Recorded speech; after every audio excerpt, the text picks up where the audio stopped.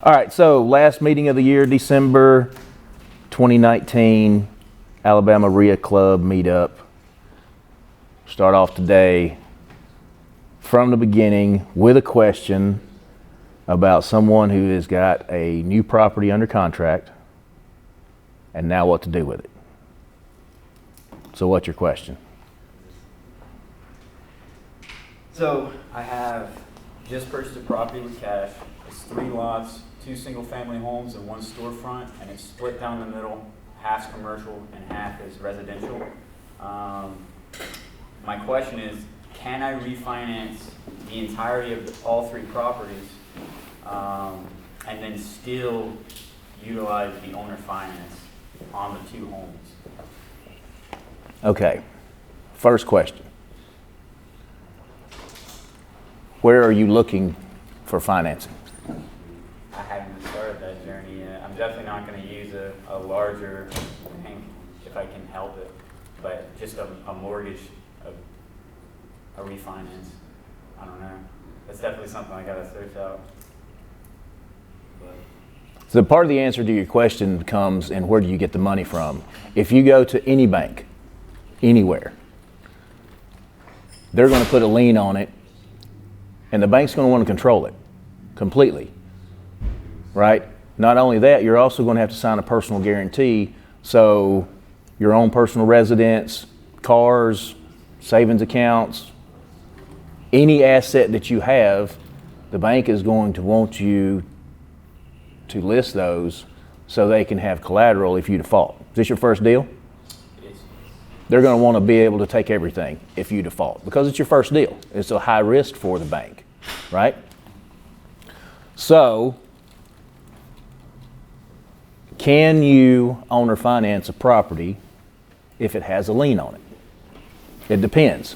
If you go to the bank and explain to them, if you use a small local bank, and explain to them what you want to do, they may allow you to do that. However, I doubt it on it being your first deal. It's a high risk for the bank. See, banks are in the business of lending money. They're not in the real estate business. They don't want your property. They want to give you the money, but they want enough hands on everything that you have that if you default, well, they can recover some of the money from the property, some of the money from your personal residence, some of the money from your car, or whatever it may be, in order for them to get all of their money back, right? So I have 2 properties that I owner financed. Both of them have liens on them. I purchased both of the properties with 0 of my own money.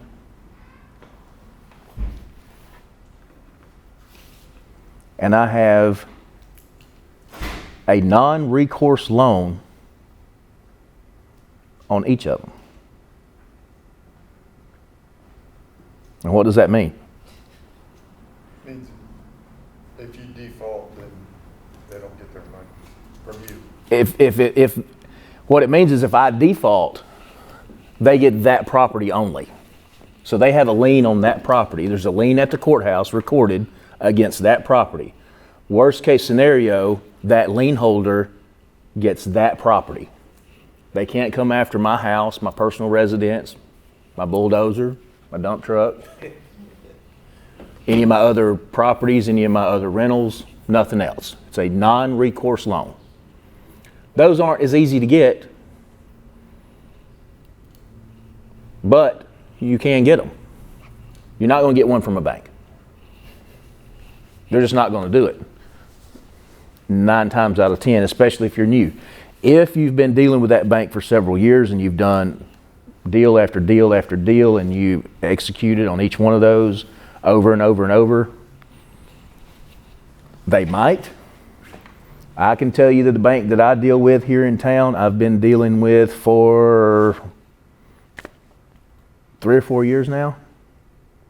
I've built my own personal residence,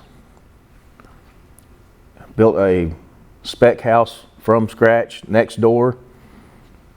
It was finished under budget and ahead of schedule and sold.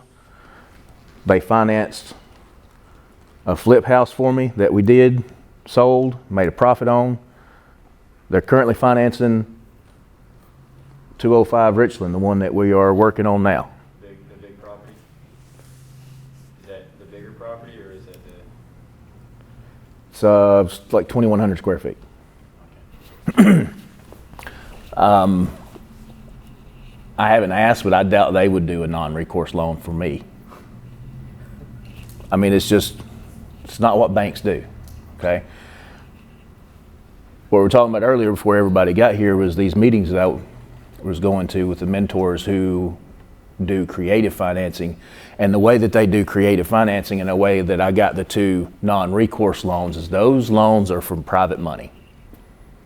Those are people who have money sitting around making less than 1% interest at a bank, or maybe 1.3 in a money market or something like that. It's very, very low return, okay?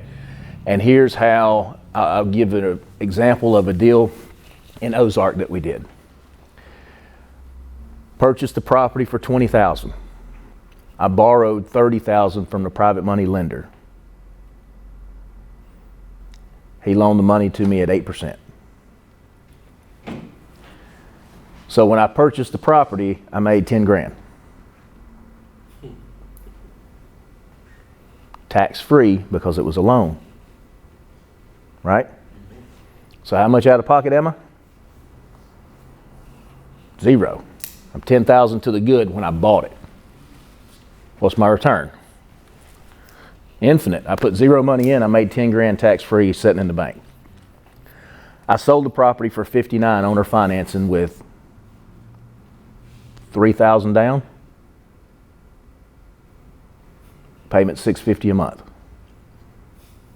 My payment to the private money lender is $227 a month. So my spread is $422 a month of positive cash flow, not rental income.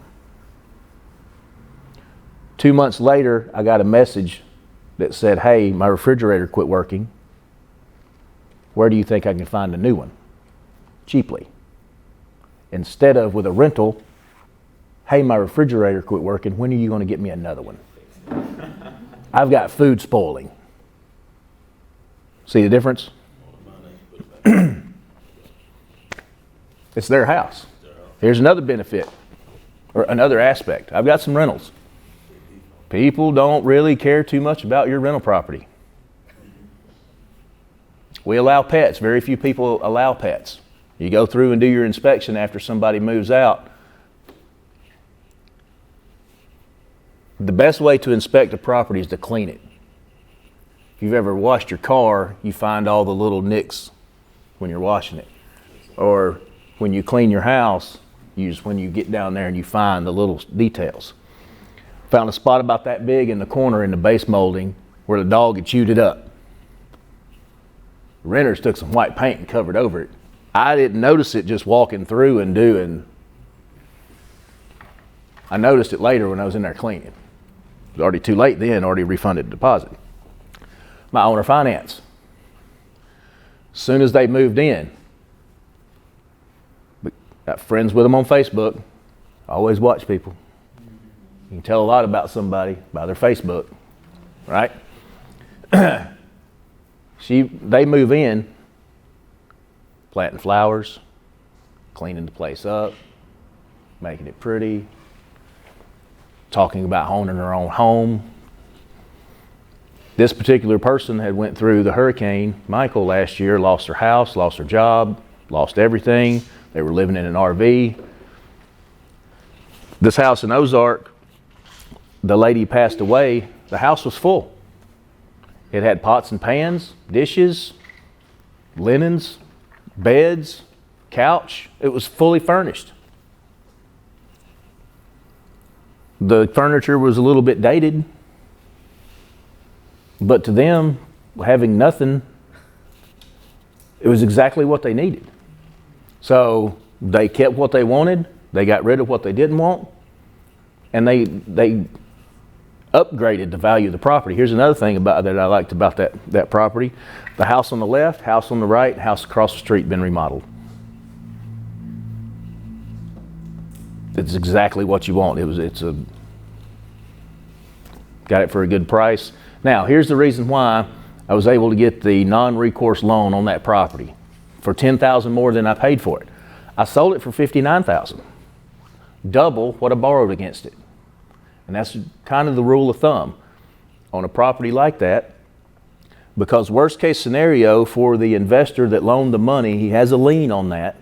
If I default, he gets a property that's been sold for twice what he loaned against it.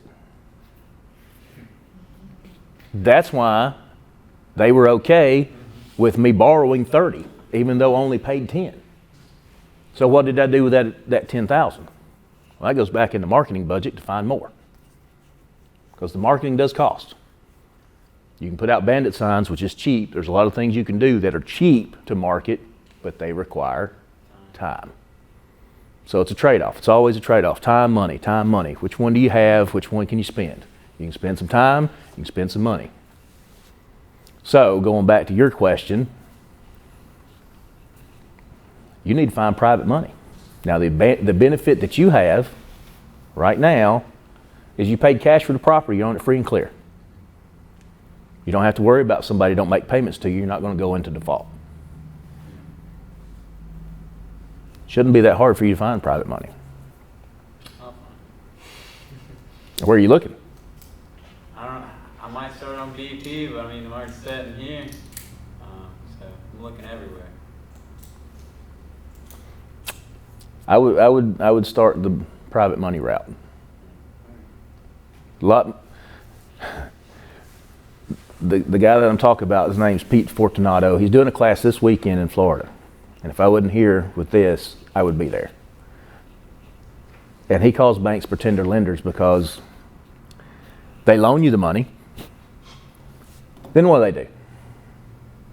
They sell it. They sell it. They create some paperwork. They push it through. 6 months to a year later, the loan is seasoned and they sell it to someone else and they go on and do the next one. Guess what? I know people who buy notes. Individuals, not banks. I know people who do that. Actually got hit by a Facebook group this week.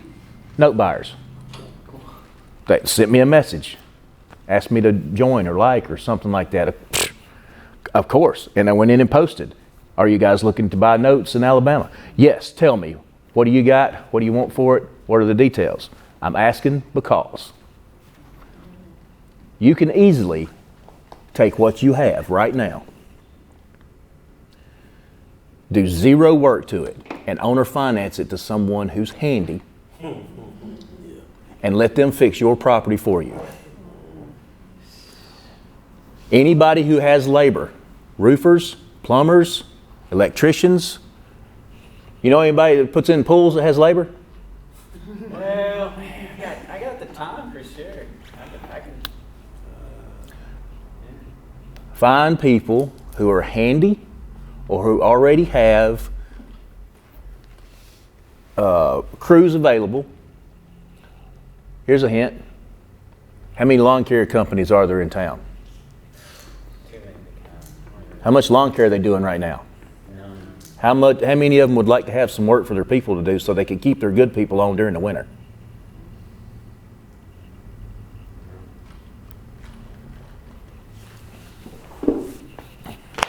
There's 100 ways to do that deal. You own it free and clear. You could do the work yourself and get more money out of it. It goes back to time versus money. Get a decent down payment and make sure you talk to the people that you're interested in possibly owner financing to, and have them sell you on why. Because see, if you start a small business and you go to the bank and you've been in business for 6 months and you don't have a tax return for the past 2 years, is the bank going to give you any money? No. Can you have a profitable business and a bank not give you money? Yes. That's your target. Small business owner who's looking for a small house might just want to flip it. They might want to come in there and put a roof on it and do a couple things, put some paint in, do some not very expensive upgrades, and sell it. So you can owner finance it to somebody. You can sell. I know people who buy partial notes. If you owner finance it to somebody, and let's say that these are very inexpensive houses, let's say the payment's $300 a month. There's 2 of them. That's $600 a month. You said there's a commercial building there also? Do you know anybody that might want to start their own business, but they... My partner's wife and his mom, flower shop and bakery. So you've already got that part handled. All right, so back to the 2. 2 properties, owner finance them, $300 a month each. That's $600 a month to you because you have no expenses, right? You paid cash for it. Something comes up and you find another deal, but you need 10 grand to put down to get that deal. You could sell 18 months worth of notes. 7,200 a year, half that's 36. What is that? 10.8? Who do I need to talk to for, so those 2 houses are sitting on one individual lot. Mhm. I don't want to cut grass ever again. Owner finance. Owner finance, and then can I split the lot? Who do I talk to split lots and stuff like that? The official person to talk to in Ozark is you can call and ask for the 911 address. It's not in the courthouse down the street, that municipal building. If you're looking at the courthouse coming, you know what I'm talking about? Yeah. They're in there. The mapping and mapping and yeah, it's in that building. I forget. It's on the 2nd floor to the right. I've been in there. Yeah, they're in like the back corner. Yep. Okay. That's who you talk to. I talked to them about something else, but all right. Yeah. And it's nothing to it but them going on a piece of paper. The house that I built, I bought 2 lots. Okay? Because they were half-acre lots, but I wanted a little bit more room, so I bought 2 lots. I called them, told them what I wanted to do. Yeah. Done. It's just lines on a piece of paper in the courthouse. It's not a big deal. Yeah. So you add a line. Worst case scenario, since you're adding a line and you're dividing, you may have to hire a surveyor to come and actually drop the pins. Brock, what is his name? I think he charges $300 a lot to find your corners. That was going through the woods with a machete, and we were going and looking at 5-acre lots. For a little bitty split it in the middle lot that's probably already marked the corners anyway, I doubt he would charge you that much. Yeah, let me get that number. Yeah. Brock Matthews. 347-8019. What do you do? Surveyor, engineer, septic systems, all of that stuff that you have to have done by an engineer. He can handle it all. Is he a business owner or is he work? No, it's his business. Okay. Once you get into owning the properties and you start dealing with people, individuals, I give you an example. This deal didn't go through, but it still gives you an example of what you can do. Private money lender lent me the money to buy a property. Lady wanted to sell her property and wanted to downsize. She wanted $80,000 for her property, and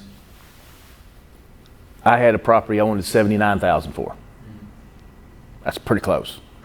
That was the advertised price. I called the private money lender, and I said, here's the situation. I got somebody with about an $80,000 house that needs repairs. After it's fixed, it's probably 150, 60. Need a lot of work. Also had a pool that was overgrown, needed to be filled in. It needed a lot of work. Wants to downsize. You have a mortgage on this property. Let me ask you something. If she agrees to trade, would you trade your lien from that property to this property? Would a bank do that? No way. No way. Bank would do that. What did he say? Yeah. Sure. He loaned me $30,000, $32,000, something like that. No, he loaned me $20,000. I put the other $10,000 in myself on this one for the rehab, because I rehabbed this one. The one in Ozark, I didn't touch it. I bought it, sold it in a week. After it closed, I sold it in a week. I did no work on it whatsoever. Okay. But he had a $20,000 lien on the property on a house that we sold for 69. 69. We wound up selling for 69, I think. So why wouldn't he take his $20,000 lien and move it to a property that's $80,000 purchase price, but about $150,000 after repair? He's way more secure being where if we defaulted, he got a $150,000 house versus the other one. And that's an example of when you start dealing with humans where you can make trades.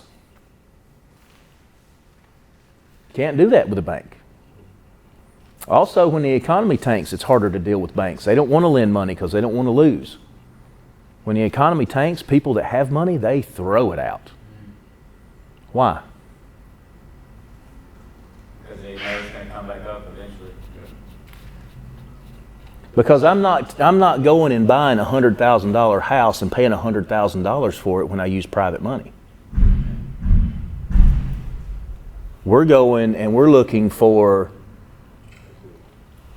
someone who, if the economy tanks and the housing market is going down, well, people are losing their shirts.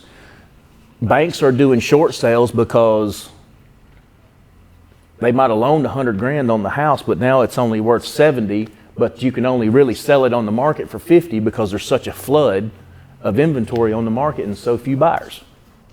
So what if we pick that house up for 30?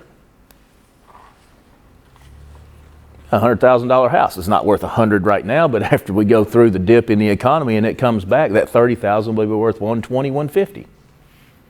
Real investors understand that. Banks will just hold on to their money and just wait and ride it out. Because if you're a bank manager and you loan money to someone and they default, then that's your boo-boo. All right? The corporate office is looking, and we've got this one person in enterprise that keeps loaning money to all these people going south on their loans. They're costing us money. Maybe we need to get rid of that person. They're job scared. I mean, that's the mentality, and the difference is people that truly understand real estate, which is who you should be dealing with. You shouldn't be dealing with people that don't understand real estate and they just want to give you their money. They're out there, right? They're out there. One of the examples that I was given by one of my coaches is his son was cutting grass for this guy. And after he got done cutting the grass, he asked him, he said, "Hey, you like guns?" He was like, "Well, yeah." He said, "Come here, I want to show you this gun." Brings him in the house and shows him his shotgun. "How much do you think I paid for this shotgun?" He says, "I don't know, $500? No. $1,000? No. $5,000? He paid $100,000 for that shotgun. Why? I could tell you that. Think about it now. Anybody read Rich Dad, Poor Dad? Maybe it's worth a little bit more. What's value? Okay, so what's $100,000 doing in a bank? Nothing.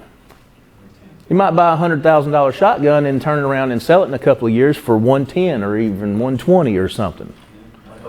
But what could you do if you took that $100,000 and split that and put $25,000 into 4 different properties that you're buying with equity in them and turn that 100 into 250 over the same time period?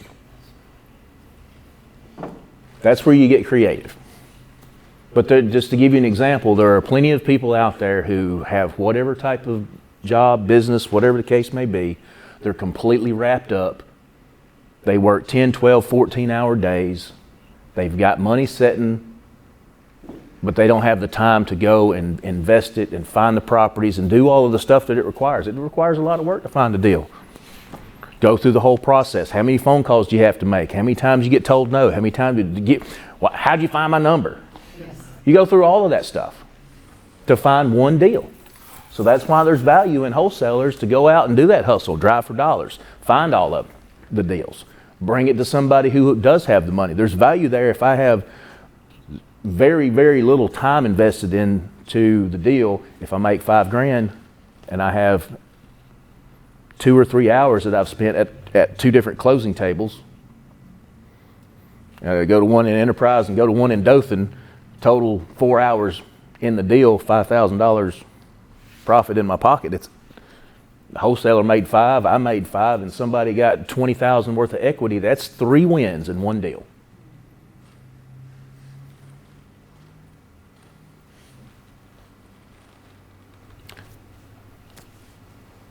go to Facebook. Owner finance, slow credit, okay.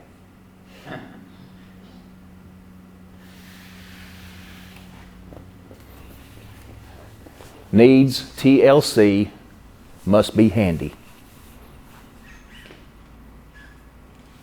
Post it this afternoon. Send me a text tomorrow night. Let me know how many messages you get between today and tomorrow. I'll bet more than 30. The first time that I did it with Ozark, I got over 100 that weekend. It has, we were gonna replace the roofs. It has like leaking and stuff like that, so. Huh? What? Let me ask you this. Hold on. Good point. You want a down payment. Now listen, you're a human. This is going to tie everything together. You are an investor. You're about to be a private money lender yourself because you bought the properties. You used your money to buy those properties. You just graduated yourself all the way to the top of the ladder. When you own or finance that, you are a private money lender. Something that probably 1% of all investors ever even make it to in their entire career, and they start from day one wanting to do that. You're already there. In lieu of a down payment, would you accept a new roof?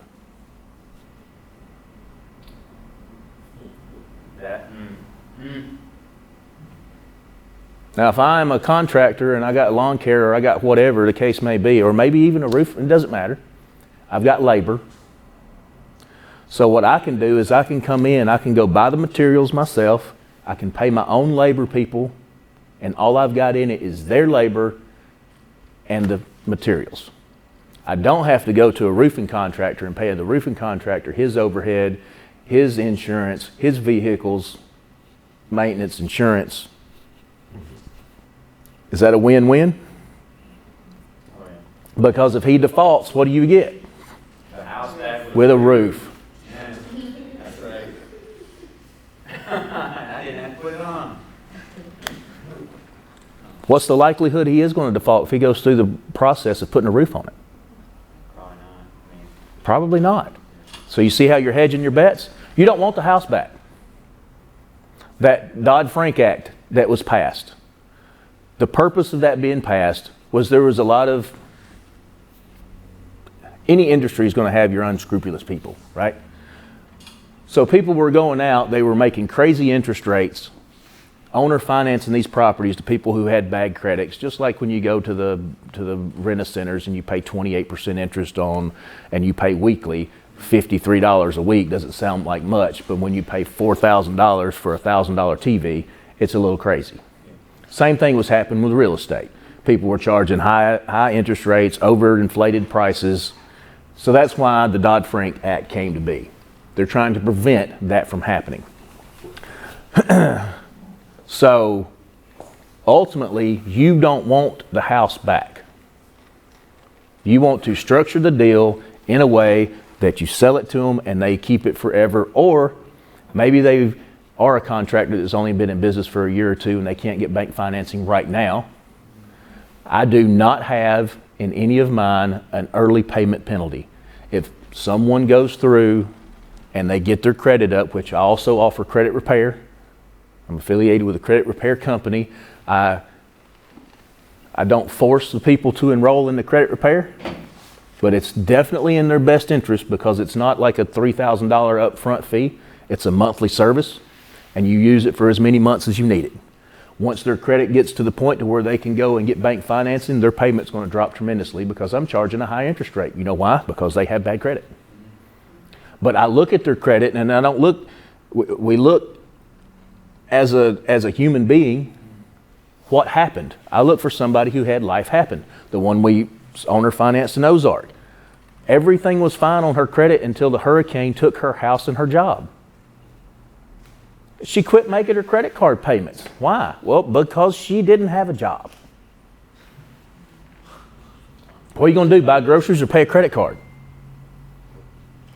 I mean, just use some common sense. You got somebody that started the business. they've been in business for 9 months and they're profitable.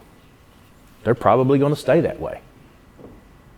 They have to have 2 years of tax returns that they have filed. So if you started in 19, well, unless you started early in 19, 19 is not even going to count. Because your first year, you're probably going to have a loss.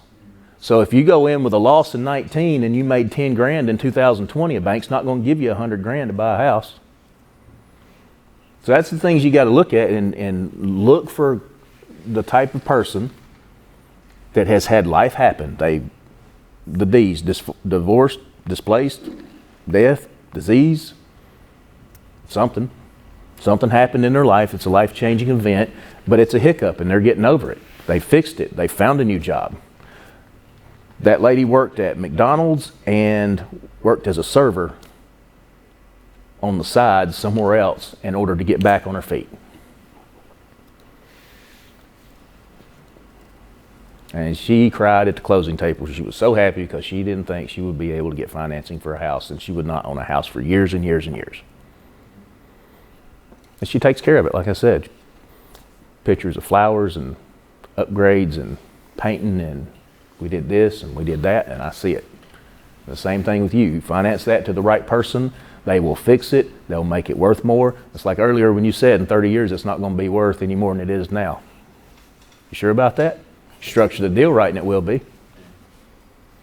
You just rent it out to somebody who doesn't care, who wants a $250 a month rental, then you're going to have somebody who's going to tear your house up. Oh yeah, that's what was there before. Owner finance it to somebody who'll fix it and who'll live in it and take care of it. The house will be worth $70,000 in 30 years or 100. All in all, prices go up. Now, there's dips. But 30 years ago, how much was that house worth? You probably could have built it for $10,000. Right? Good stuff. Anybody else got a question?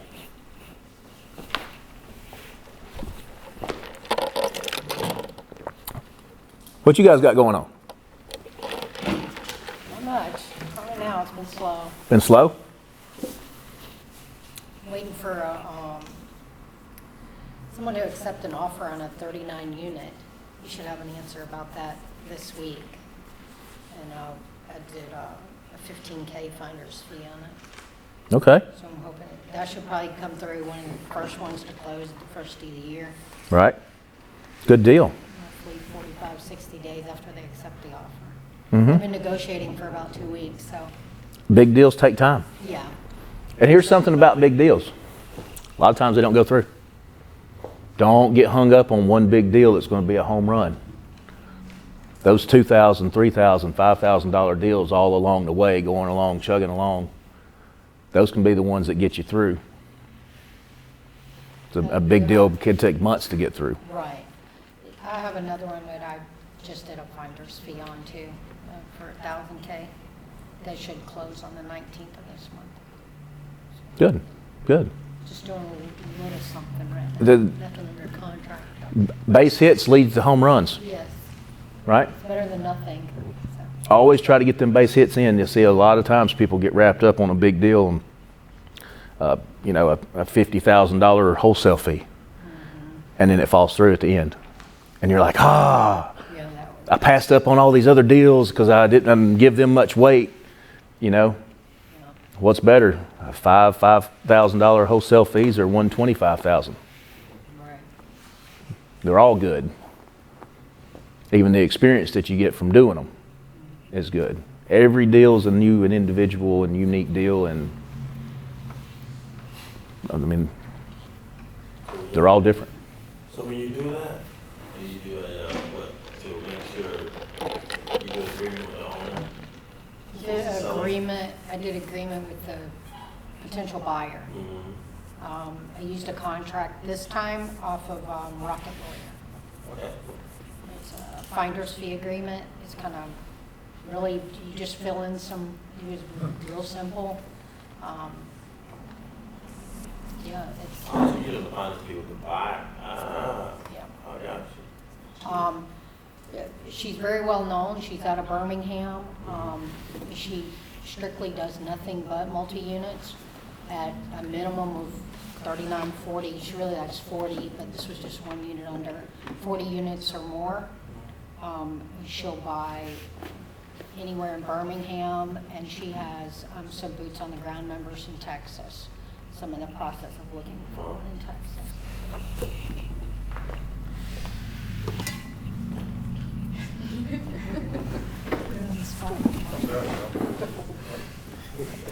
All right, so to get you back in the zone, you have found a buyer that specifically buys. She lives in Birmingham. Her buying criteria is 40 units or above. You said you found her one that's 39. She said close enough. She primarily buys in Birmingham and in Texas. Mainly, yes. Right, mainly. But she won't turn down a unit if it's a good deal. Right. Don't be scared, it ain't gonna bite you. Like, So as you're building your buyer's list, those are things that you want to ask. What are you looking for specifically? 40 and above. Okay, 40 and above, I'll write that down. If I find you a really good deal and it's 35, would you look at it? Well, yeah, I'd look at it, but I really want 40 and above. Or absolutely not, hard limits. I've got buyers in Dothan. I know what street to what street to what street to what street. I know the 4 parameters of where they will buy. And I know the maximum price, minimum price. I know what they want for rent. I know exactly what they want. Whenever I find a house that fits that criteria, it's one phone call and that buyer will take it.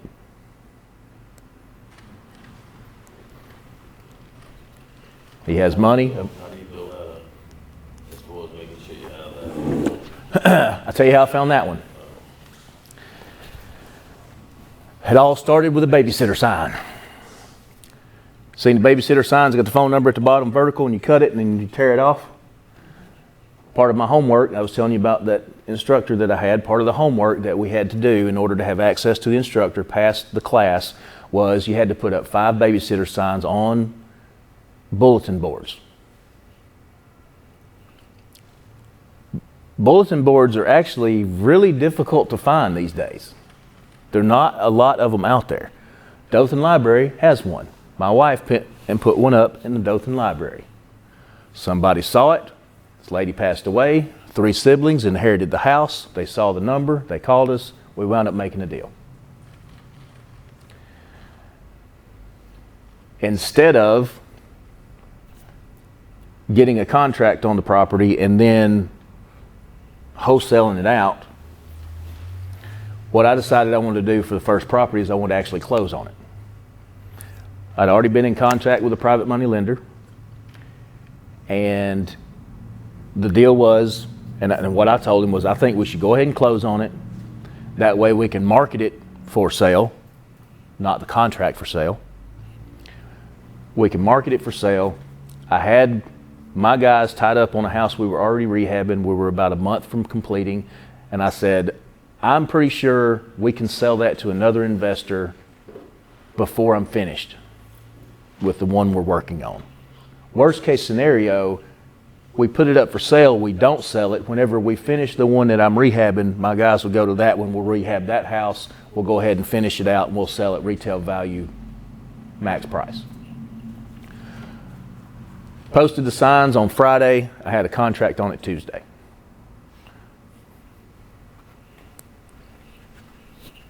I posted signs around, key places, very simple.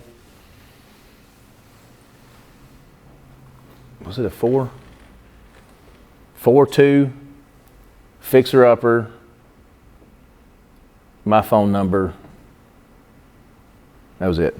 4-2, fixer-upper phone number. Handwritten. I put those signs out Friday morning, the day after Thanksgiving. Literally, as I was putting one of them out, I saw a vehicle pull over, cell phone come up, and my phone started ringing. There are investors in this area that are looking for houses, and the way they're finding most of them is through the MLS. And there is nothing wrong with buying a house through the MLS as long as you understand it's probably not the best deal. Unless it's the first day that it goes on to market and you jump on it, and for whatever reason the other investors miss it.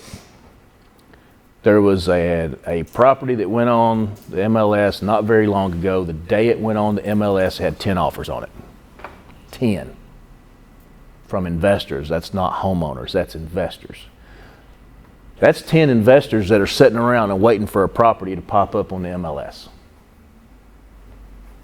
If you're making the phone calls and you're going out and you're driving for dollars, you're going to find those properties before they make it to the MLS.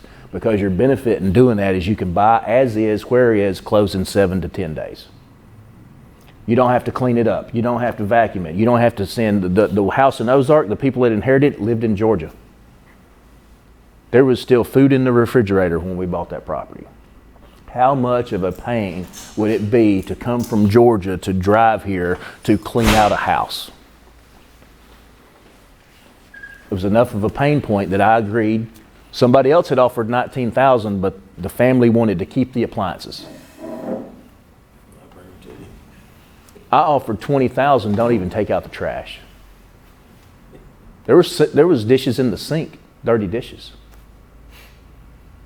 I don't know what happened to the lady, but obviously she either passed away or they come and picked her up and took her to the hospital and she never came home.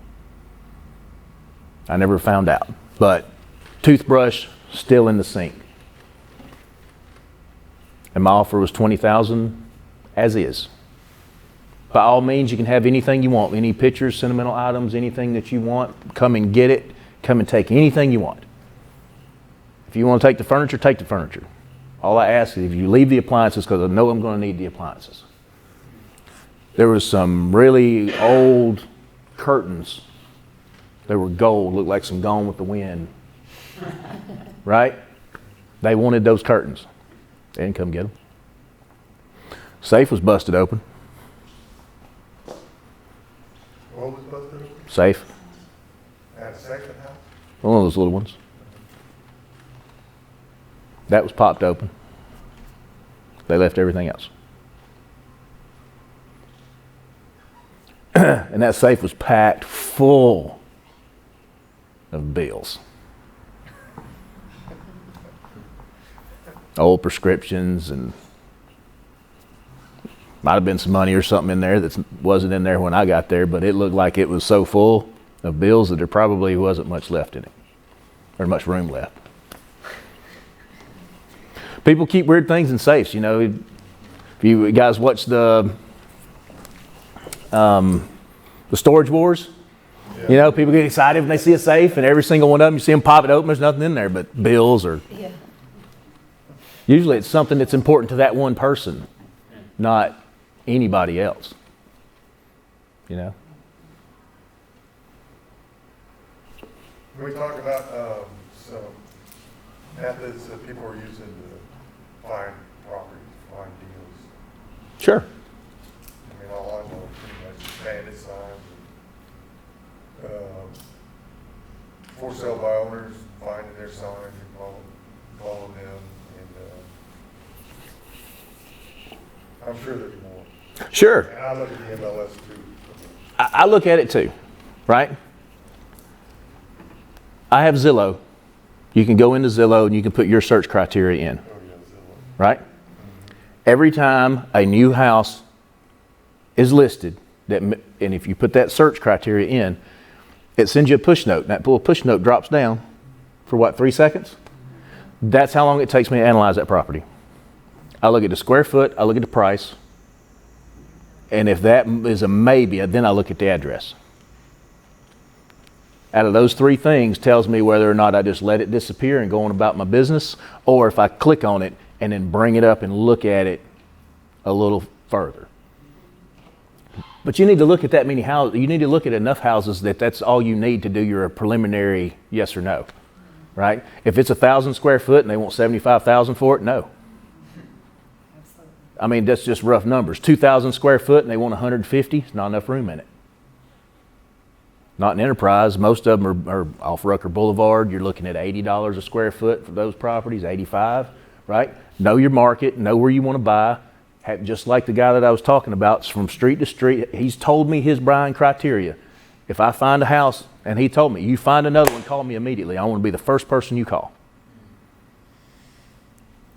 If you find something that fits this criteria. And so when I put those signs out, like I said, on Friday morning, my phone started ringing.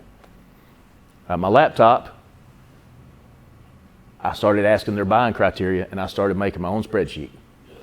Name, phone number, email, buying criteria. So the signs work, right? Signs work. Signs work. Signs absolutely work. Actually, we went in detail pretty heavy on signs and how to do them right, and how not to do them. The way not to do them is put them up in the middle of the circle where you're doing 60 miles an hour when you pass it. Can't read it. The yellow signs with black wording, he was here. Sat over there. I told him there's too many words and I'm driving too fast. And very, very high visibility for the code enforcement. Why are you going to put your signs on the circle? You got to be strategic with your signs. Put your signs where you want to buy. On the circle is completely random.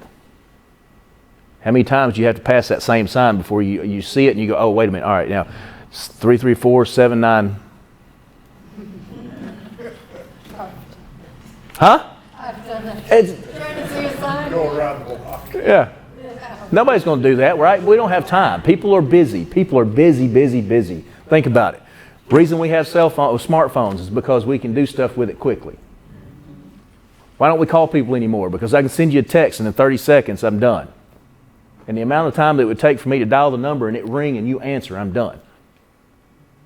My mom, I don't understand why you won't send text. If I need to talk to somebody, I'll call them. We were in Walmart one day. I sent her a text that said, check out aisle 7. The look on her face, it was like, and the amount of time it would have taken me to answer that phone, you to tell me where you were, I was already here. I said, you see?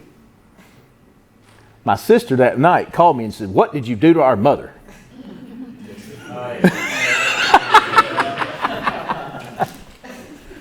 She said, I'll never have a smartphone. Guess what she has? You got the internet in your pocket. Anything that you need. Real estate wise especially. Zillow, Redfin, Trulia, all of those. Don't worry about Zestimates. It's not very accurate. The bandit signs work though. For buyers and for sellers. I put that sign up. 4 bedroom, 2 bath, fixer upper. Oh, must sell. That was, and then my phone number. Handwritten on a fluorescent pink sign.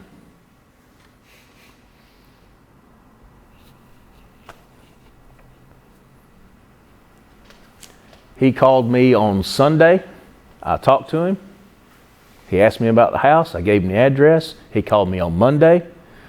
Made me an offer. I said I can't do it. I got partners. We just can't sell it. That cheap. On Tuesday, when my phone rang and it was him, I wanted 75. I started out, I was going to sell it for 95 to the buyer that I was telling you about. Somebody who could fix it up themselves and move into it, still be a ton of equity, because their equity would be sweat equity and some true equity, because they would do the work themselves and not have to pay the contractor's fees. I wound up selling it direct to another investor. I told him 75. When he called me back Tuesday morning, he said, is that the best you can do? I knew I could have got 75 because he called me. He was calling to pay 75. I knew he was. But he said, is that the best you can do? I said, I can do 73 if it makes you feel better. He said, that makes me feel better. Let's do it. Did I lose $2,000? No, I did not. I have a buyer that I know when I find a house in that criteria, as long as I give him enough room to buy the property, he'll buy it. Don't get hung up on $1,000 or $2,000. Not when you're talking about long-term value of a relationship. One of these events that I went to, we were talking about note buyers earlier. They teach a class called Tax-Free Wealth. Self-directed IRAs. I met a guy at that event, 300 and some odd notes he owns, all in his IRA. He showed me the spreadsheet. I forget the numbers exactly, but his net at the end of the month, $77,000. Tax-free. Every month? Every month. Very nice. Which I don't know. I bought some apartments with my self-directed IRA. So I got all of my IRAs and I moved them over to Equity Trust, and I went out there and bought an apartment. I was like, wow, it was so simple. And you're talking about $900 a month.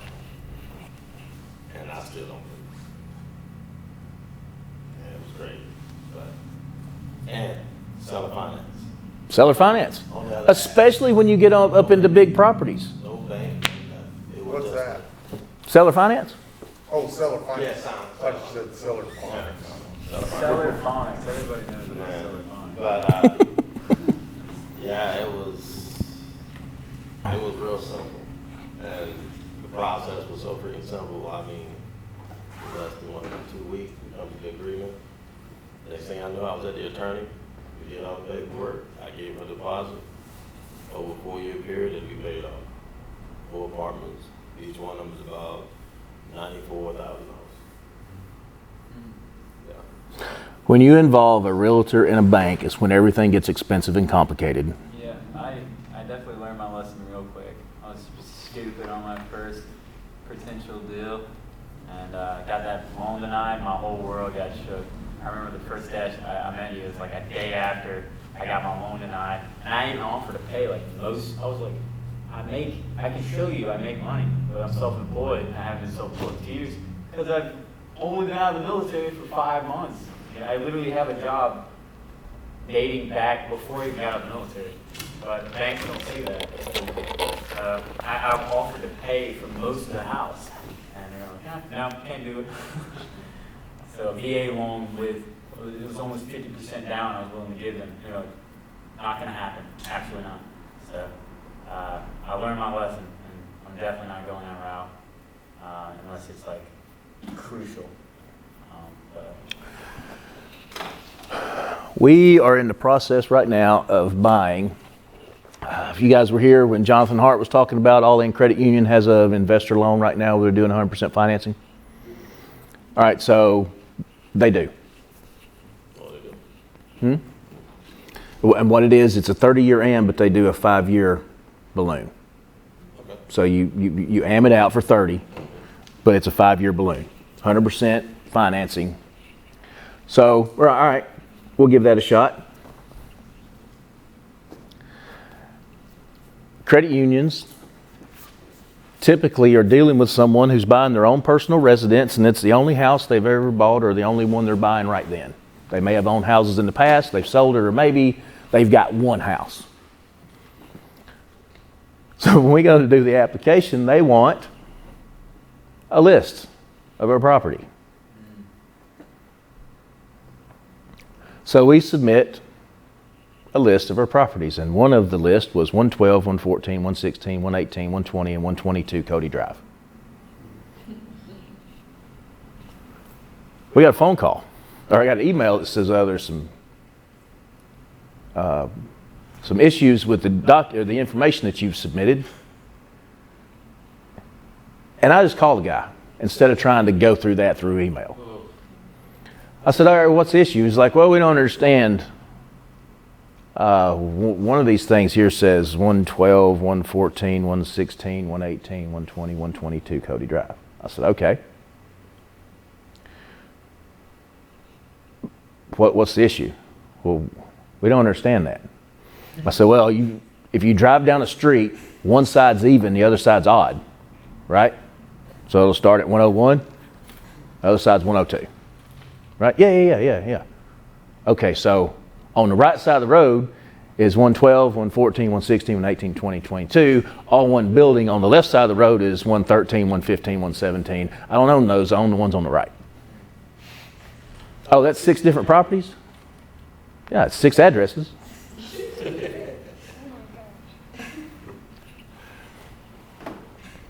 Oh. Now, check this out.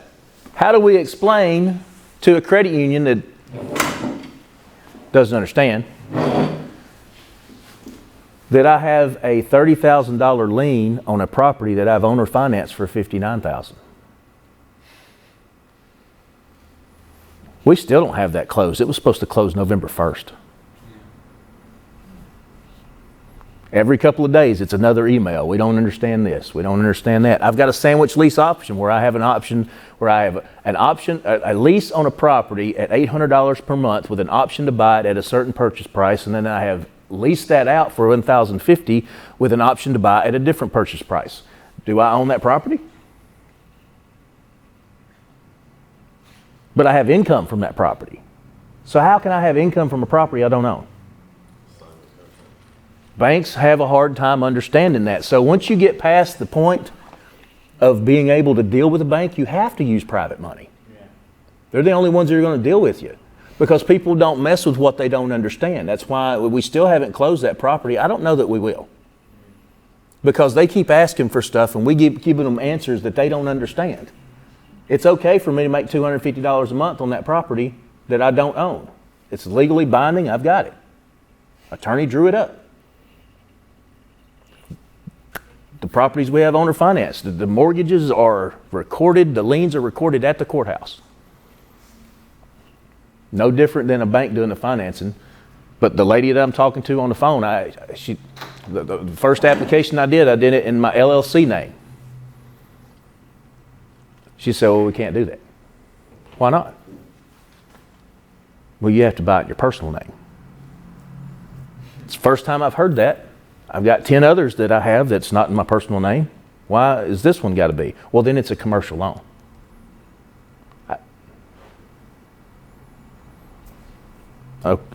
Says who? That's the LLC that I use to buy properties, so if I get sued, I don't lose my house. That's what it's for. I am exposed with risk because I have multiple properties. If someone slips and falls, all right, then we argue about you taking all my rentals, but you're not going to make me homeless.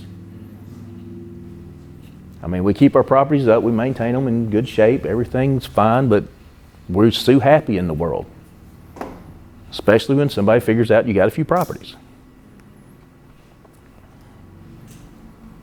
That's getting back into asset protection and all the things you do to prevent that. What time's it getting to be? Let's take a break. If you're using your own money, you're either stupid or lazy. Which one is it? He's not rude about it, but he's just trying to get across the point, be creative. There's enough money out there, there's enough other people who have money out there setting, not gaining any interest, that you can find that money and put it to work for them and you both can make a profit.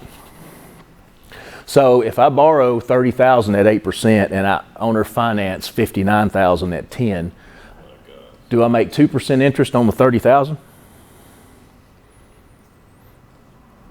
And then I make the full 10 on the other 29.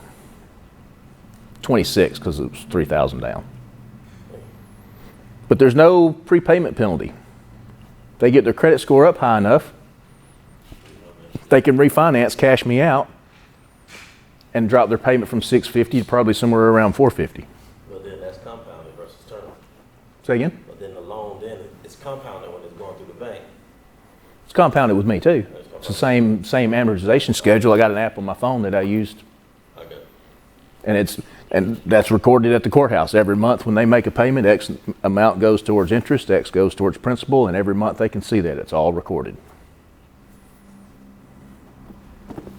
So when you say like I get 8% on $10,000, you specify time on there? Is that annual? 30-year notes. I borrow the same as I loan out, so that both loans are paid off at the same time.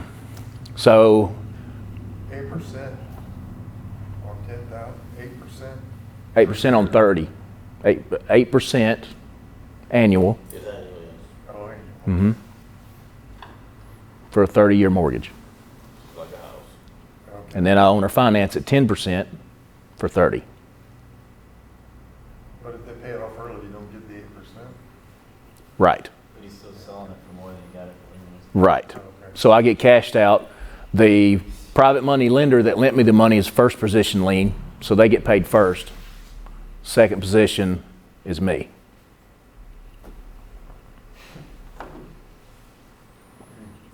So if they go to a bank and they cash out and they get $55,000 to pay off the balance, private money gets their balance paid first. I get my balance paid up to the 55. Then the bank takes over and they have all their control over that person, but they get a lower interest rate if they get their credit up.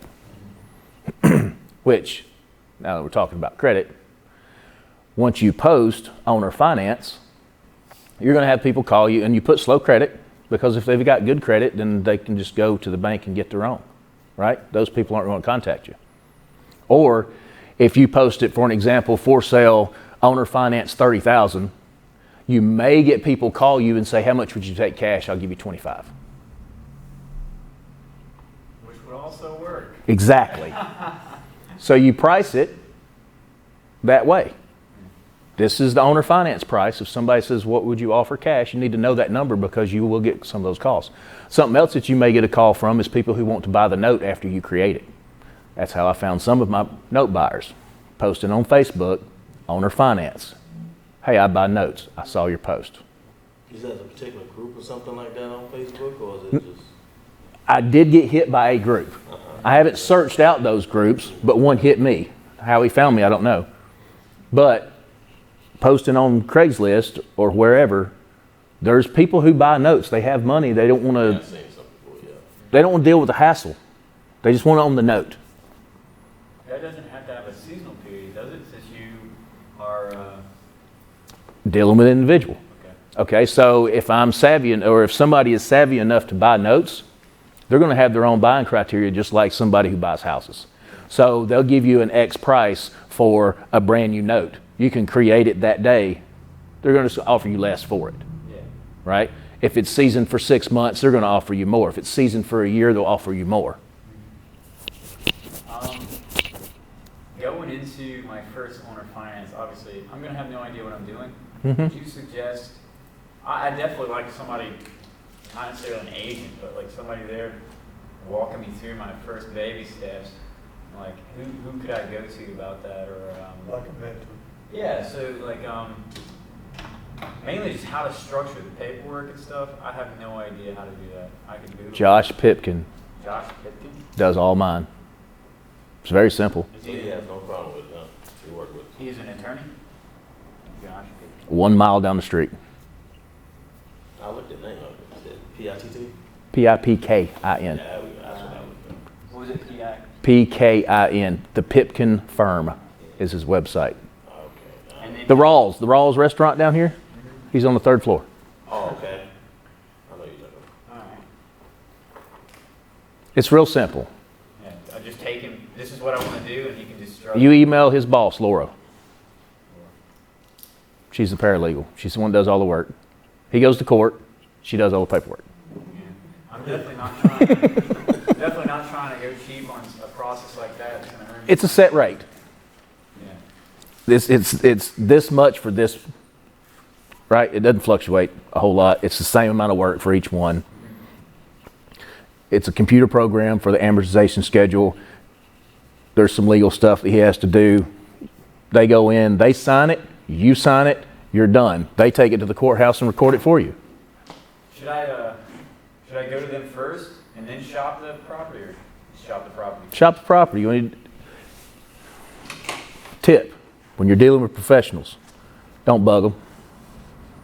You're new, it's your first one. You start going, well, what if this? What if that? What if that? What if that? You could come up with 10 what ifs, and 9 of them won't happen. You've got my phone number. I'll walk you through what you need to do on this side of it. When you get to the legal part, you send an email.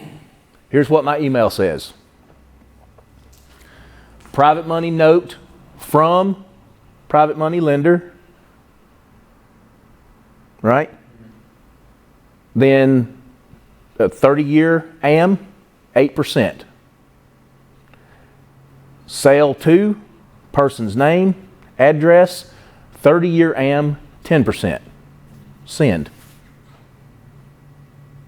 They create all the legal documents that fulfill that. They need to know who's buying it, how long it's financed for, what the interest rate is. They figure out the payments, all the other stuff they figure out. That's all you need. That's the extent of whenever I create a note, what I do. I send one email that has that in it. That's it. Banks and realtors overcomplicate stuff. You said something about, should I have an agent? I'm going to tell you, well over 90% of the agents in this area think you can't own or finance a house. Yeah, I've been running into that. Those are not the people you need to try to educate. You'll waste your time. You're beating your head, it's like beating your head against that wall. It's the same thing as trying to explain to an agent what a wholesale deal is. That's illegal. No, it's not. And how you market it, you have to market the contract for sale, you can't market the house for sale, and on and on. There's stuff that you have to fit in the guidelines, yes. Is it illegal? No. People were buying and selling houses long before realtors ever existed. That's the norm. It is the norm. You start adding realtors, you add complexities, you add commissions, big commissions, and then what do the realtors do? Well, they have to cover themselves because they're regulated by a commission, and they have to disclose anything that they know about the property. If there's a pool in the back they covered up with a tarp, they're going to lose their license eventually. Somebody's going to get caught on that. Okay? It's just going to happen. I've been to arbitrations with the real estate commission where realtors do shady stuff. Average realtor does 8 transactions per year. After they split the commission with the other agent and they split the commission with their broker, they don't make very much money. They really don't. If you're doing 8 transactions a year, you're barely making enough money to pay for your continuing education and fees and stuff. I actually finished the real estate course like a week ago, and then I started talking to local realtors. I don't think I'm going to pursue the exam at all. Like, there is no point. I'm literally about to make more, like, than this dude's made in like 6 months. The guy that, he was my realtor on this last deal, and again, 100%, there was a lot of times where I had no idea what I was doing, especially when I was haggling the property. It was like my first time ever actually. I'm a hustler, so I know how to haggle, but like on this scale, I had no idea what I was doing. And it didn't help that my realtor had no idea what he was doing either. So How'd he become your realtor? His mom's a broker. Huh? His mom's a broker. I'm sure That's how he became your realtor?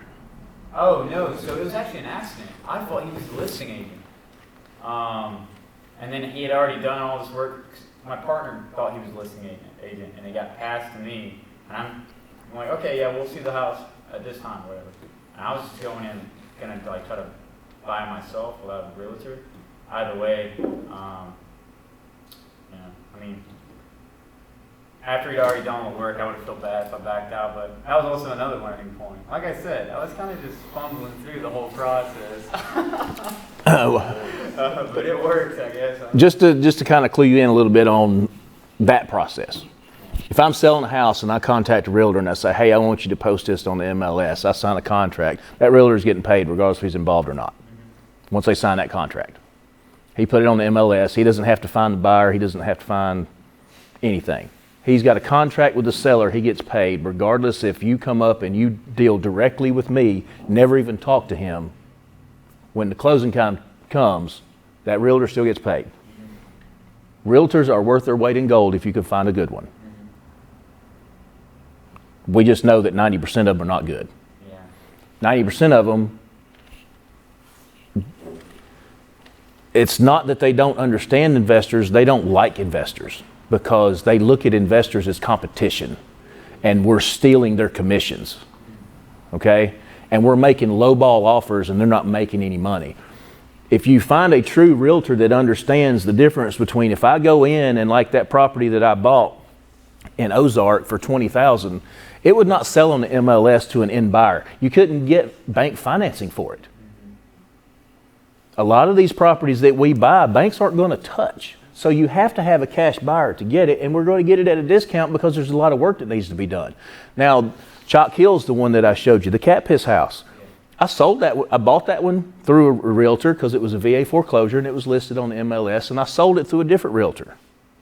So that's what you need to find someone that's going to understand is after you rehab the property and you sell it, then you're going to sell that house for $200,001. That's a decent commission. Yeah. Commission on a $30,000 house is nothing. I don't think that guy got much money off the deal. But But here's another thing. Here's another thing. I struggle with realtors that are so busy. yeah. They don't have time for me. Because they spend 6 hours on a Saturday showing one family 12 houses. And at the end of the day, if you've looked at 12 houses, you don't know which one you looked at yet. I mean, they start running together after like 3 or 4 in one day. Anybody that's been house shopping, you start mixing up this room with that room because if you're looking at 4 4-bedroom houses, that's 16 bedrooms you looked at. Video. I show you my house. You can re-look at my house anytime you want. You go look at 6 other houses that weekend. Wait, which house was that? I don't know. Play that video. I got another trigger in the brain. Oh, wait. Well, this ain't the one that had this, but it's got the separate master suite because in that one extra bathroom was attached to one of the bedrooms, and you could go directly into it, or you could go directly into it from the back porch. Why did we put that bathroom that way? In case they wanted a swimming pool, they could go straight from the pool into the bathroom without going through the house. They put a pool in. It was designed so that it would accommodate a pool, or if you just like having parties and people are running around the backyard, or if you have kids who get muddy and dirty, straight in the bathroom on the tile floor and get cleaned off before you go in the house.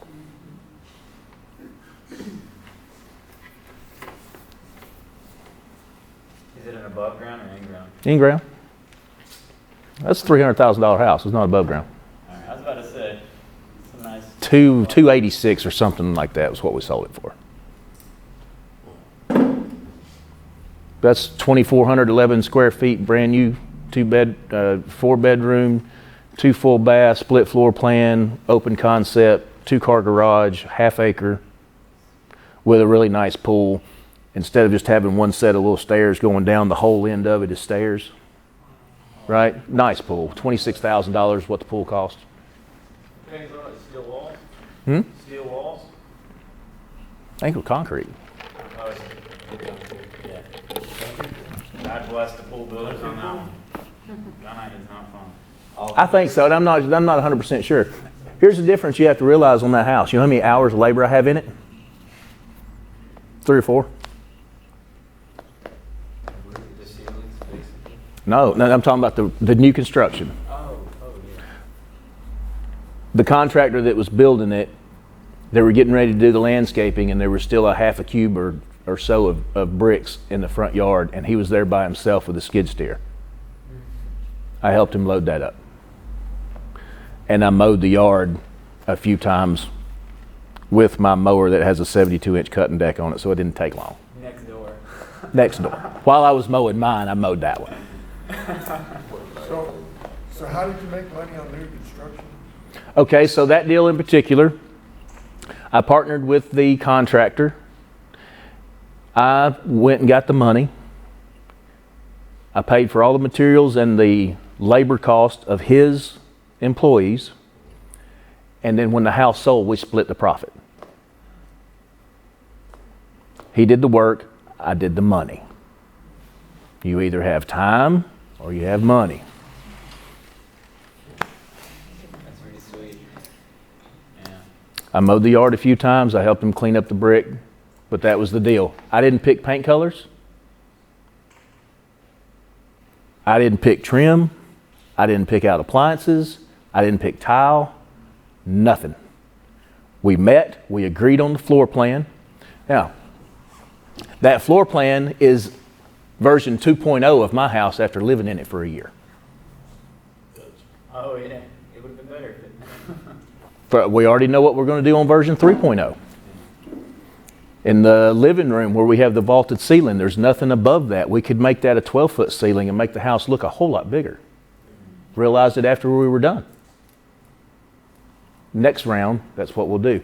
That's why when you come in the front door, right there is that seating. Okay? In my house, there's a half bath there.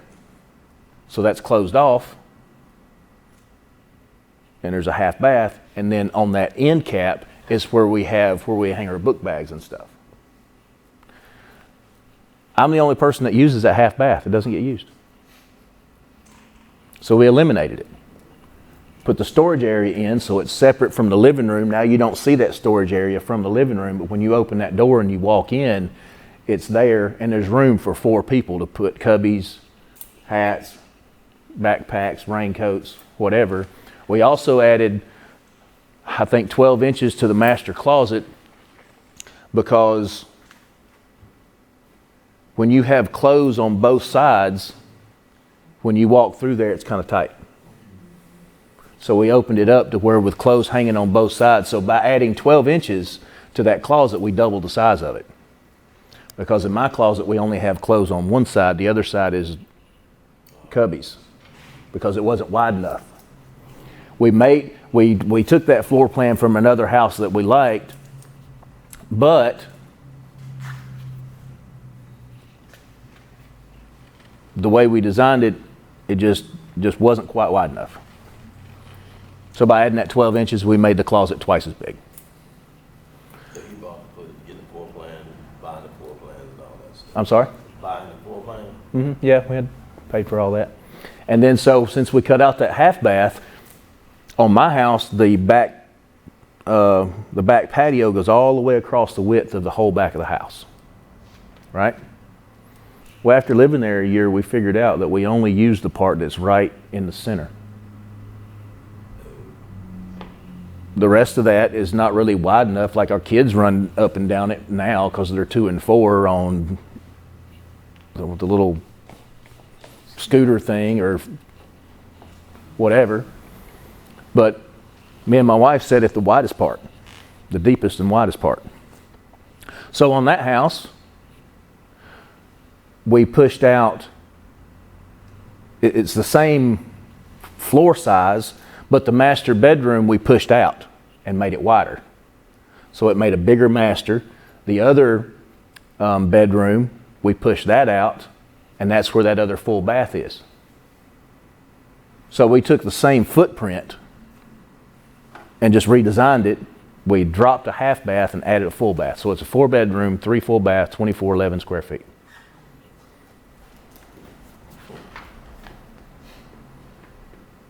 I love the concept of having that contractor have so much skin in the game as like an actual partner. So now you're not worried about like, my contractor's not doing what he needs to do. He's trying to get that money too. So You have to be careful what contractor you select. yeah. Here's another part of that. Most of your contractors are barely scraping by. They've got the skin of their teeth and having a hard time paying their bills, and they can't do that. Because he doesn't get paid till the house sells, just like you. So he had no problem with me saying, hey, here's what I want to do. I want to shoot a really good video. I want to have somebody come in. I went on YouTube and found the videos that I liked and sent it to him. And I said, I want something that looks like this. The speed ramping, you guys notice in the boring kind of times. During the video, he can kind of fast forward through it and then slow motion turns, all of that stuff. Sent it to him, boom, knocked it out. So he was fine with doing that, fine with the staging. We paid the extra money, but you saw the video compared to the next closest competition, which is what you call a Ken Burns effect, where it's just a picture that moves. That's not video. That's the competition in enterprise. There's very few people doing video. Now, there are a couple of realtors that have started doing video since I started last year.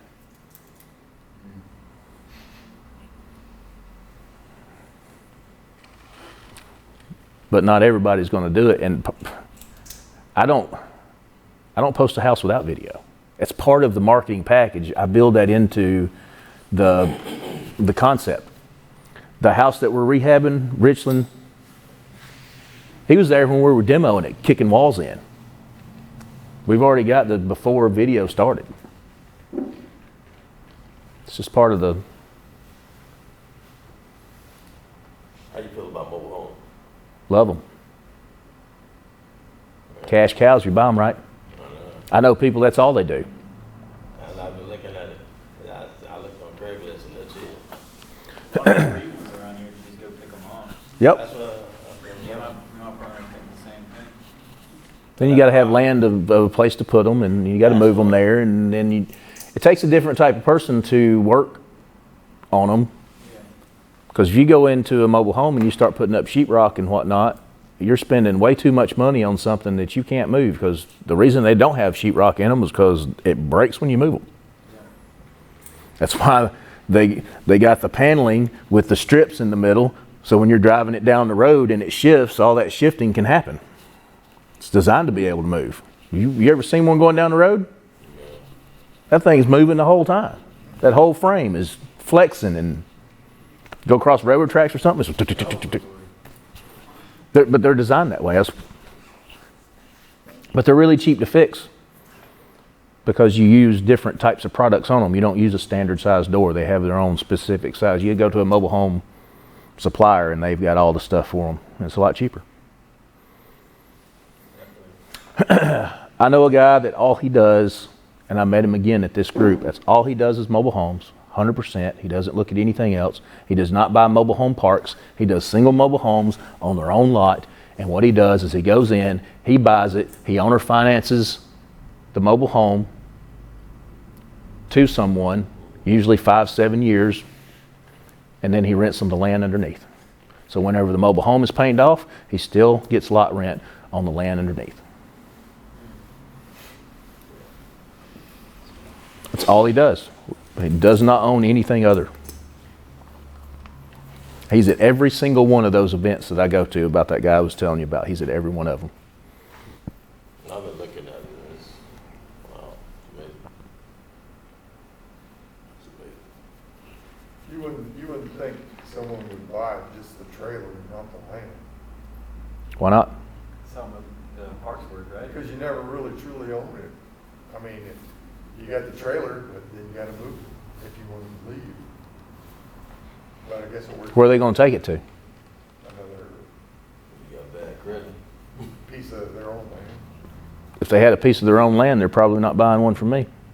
Right? You can get a free one off Craigslist or Facebook and move it to your own land.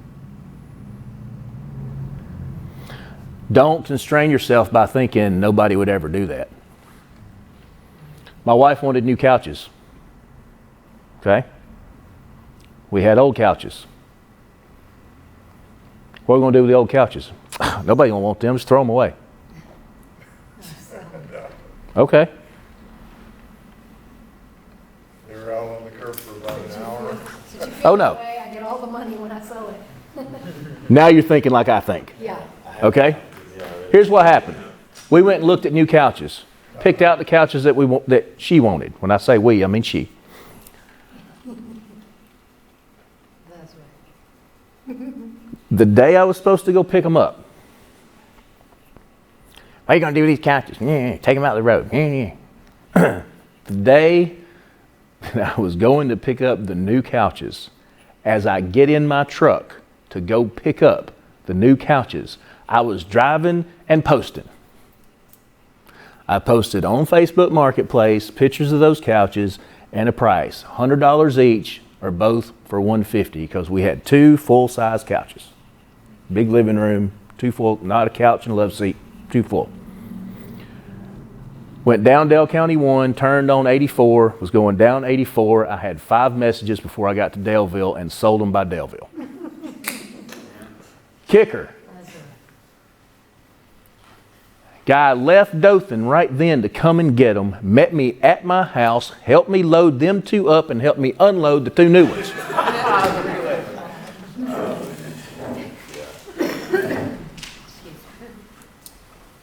And she wanted half the money. No, you want to me to put them by the road, remember how? That's right. I get that 150. Never underestimate. Okay, the house in Ozark that had the older lady, obviously, that passed away. My wife would have said, throw that stuff away, ain't worth nothing.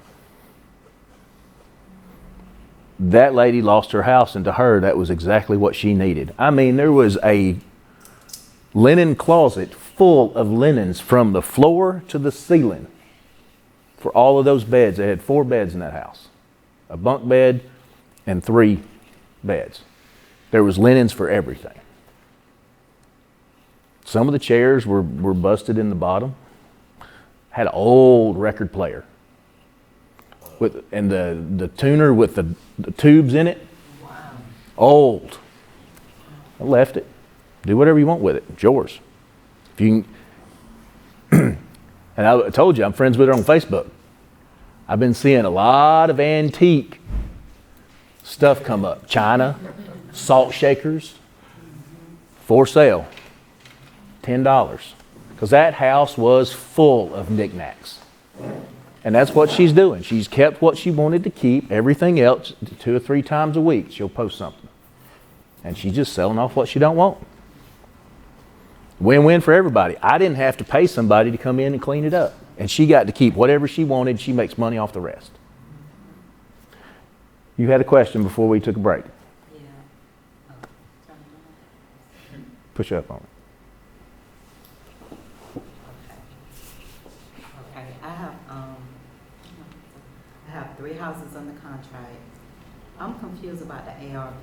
I need help with the ARV because I went to a realtor and he told me the ARVs for these houses, but then I hear like on Facebook a lot of people saying that the ARV is too high or I'm charging too much or whatever. So I really need help on the ARV. I'm confused about it. What's the address? The first one.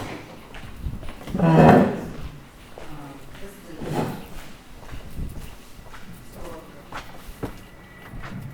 Oh, you want to do this for me?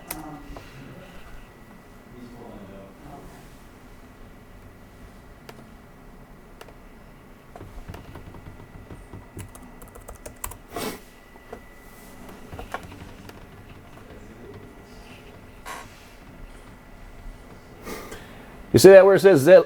yes. If you click on that, it costs Zillow money. So depending on if you like them or hate them.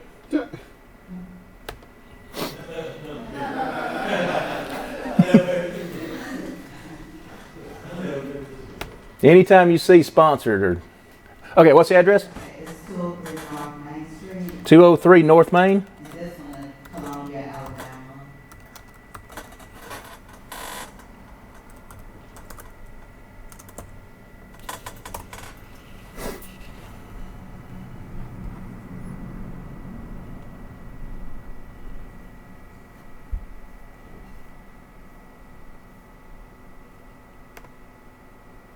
All right, not available.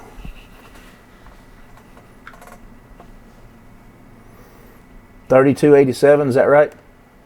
Big house?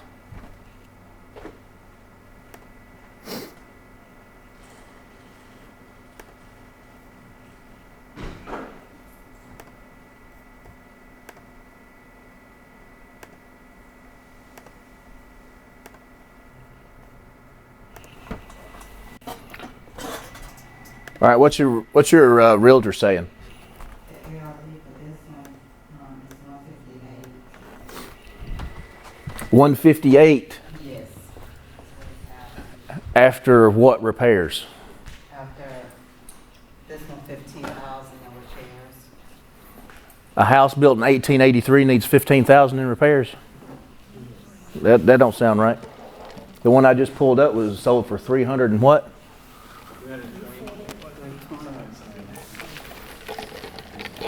Have you been in it or you just... I've been in it. And How's it look? A lot of work was done to it already. Because this landlord actually, well, it's 3 properties that one landlord owned. He did a lot of work to all the properties I'm at. He just didn't finish because he ran out of money. Because he was doing 3 at a He time? was, I guess so. So, Here's the lesson. that's so. Why is it for sale? Why is anytime there's been partial work done, find out Did he run out of money, That's what he told me. or is it something major wrong? Because he owned this property for 6 years, and he wanted to sell it, but he started doing some work on it, rehab to sell, because I guess he was gonna sell it for more. Right now, I got it under contract for $85,000, but he wanted to sell it for more than 85. I think it was like 160 is what he was going for After he finished. after he finished the house. So where did you come up with the 15,000? He did. He told me about 15,000 because he got everything laid out, the material. And He already has the materials? Yes, he already started rehabbing some of it. He just didn't finish. Why is he not He's finishing? 70 years old, so my age too. He's too old to do it himself. He got tired. Yeah, and I think his man just kind of was tired too because he was an elderly guy. Where is Columbia? Between Phone here number. and Georgia. Like, Head needs the other side of Will. Gotcha. on the border. So you got under contract for 85, it's got 15. Realtor said 154.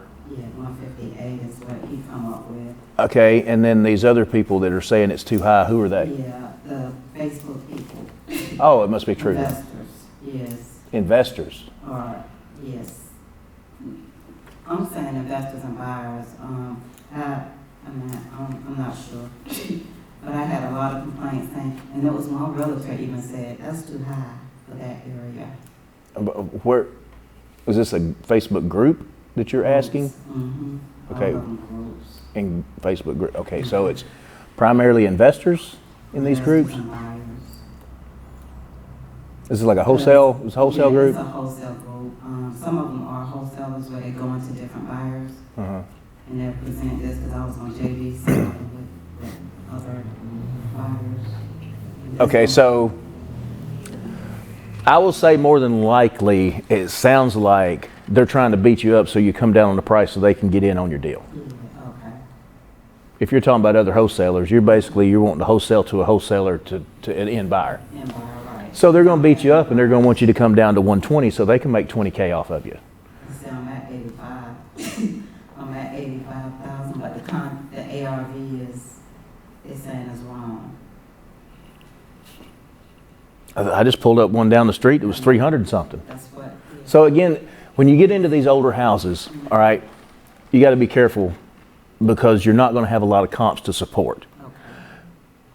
I would go back to that realtor. Did that realtor actually pull CMAs for you? Full send. Did he email them to you? And I think I have copies. And then tell me about this realtor. How did you find this realtor? Off of Facebook. And then also my sister is a realtor too, so I got her to go behind them. And what did- She's what in did she South say? Carolina, and she was going for the 300. She told me it was 300,000. Well, she's in sort of South Carolina. She's not in South Alabama. Carolina. She's not in Alabama. Yeah. So see, that's a. But he's in Gulf, this realtor. So that's the only, you know.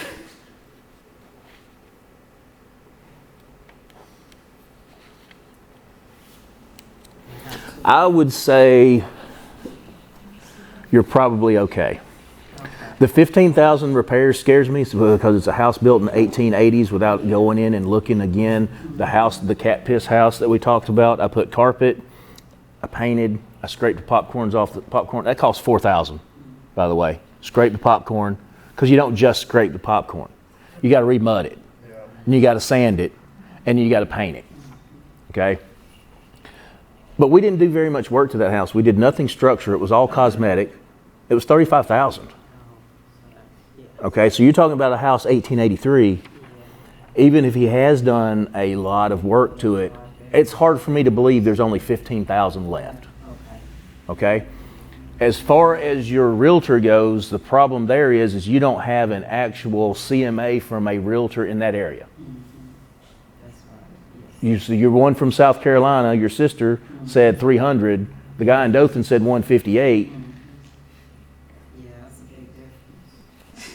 Realtors are worth their weight in gold if you find one you can work with that understands, because, and I didn't finish my point earlier, an agent that spends 6 hours on a Sunday showing one family, blowing me off when I'm calling and texting and I'm with a family, I'll call you back when I'm done. If I'm contacting a realtor, I probably only have a couple of questions for you, and it's probably going to be something about the comps. Okay? If I'm contacting a realtor, I've already looked at the property. I've probably already been in it. I've talked to the owner most of the time because most of the deals I do are off market, right? So I'm just trying to confirm the numbers that I've already come up with on my own, or see if my numbers are way off. What I don't understand is why a realtor would spend 6 hours on a Sunday of their time working with a family that buys a house every 10 years or so when I'm going to buy 10 houses a year. And I want 10 minutes of your time, not 6 hours. 30 minutes if you really got to sit down and you got to dig to find some comps because it's an 1883 built home and you don't have an exact comp. Or if it's like the one in Chalk Hills, it's kind of hard to do because it came with 10 acres of land and most of the other houses in the area come with a half-acre lot. So then you've got to do some pulling of what land sales are selling for with a house, without a house. So there can be, but still you're talking 30 minutes of your time is what I'm asking for, and I'm done. I've already made my decision. I just need a confirmation that my numbers are correct before I move forward, and you'll get your commission. I don't need you to drive me around and show me houses for half of your day. That's what I don't understand. And no, you're not going to make a big commission on the front because I'm buying cheap, but after I rehab it, I'm going to sell it for top dollar, so you get 2 commissions. A small one when I buy, and typically, not always, but typically I try to, if you brought me the property, I list it with you. Because I know if you're bringing me a property I'm paying 20 grand for, you're not making anything off of it, but thank you for bringing me the property, I'll let you list it when I'm done. And I'm doing 10 of those a year versus someone that does it every 10 years. So when I talk to a realtor, first thing I say is, do you invest? No. Okay, different realtor. Yeah.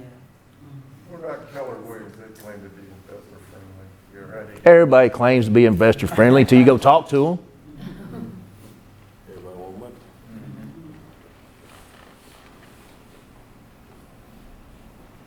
So how many offers do we put in before one gets accepted? How many offers? A lot. A lot of them get turned down, so the realtor has to know they got to go through. I called a broker. I said I need an investor-friendly agent. All of our agents are investor-friendly. That should have been a red flag. But I was still very new. I just went through the class, and they told me, call all your brokers, find out who your investor-friendly agents are. Answer was all of them are. I don't think I talked to the broker. I called whoever was at the desk and I asked the person at the desk. That was again, in the beginning. All of them are. So I met a lady. Told her to bring me all of her investor, TLC, handyman special, foreclosure homes. We went and looked at 6 or 8, something like that. And I told her, I'm going to put a lot of offers, and a lot of them are going to be low. That's okay with me. It'll probably be a while before we get somebody to accept one. Just understand, I intend to make 10 offers a week until something gets accepted. She submitted my offers that day, and I haven't heard from her since.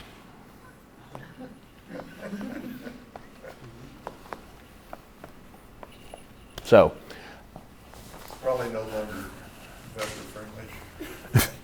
You ruined her. yeah. Meanwhile, I've probably made more money in the last 12 months than 90% of all the realtors in town.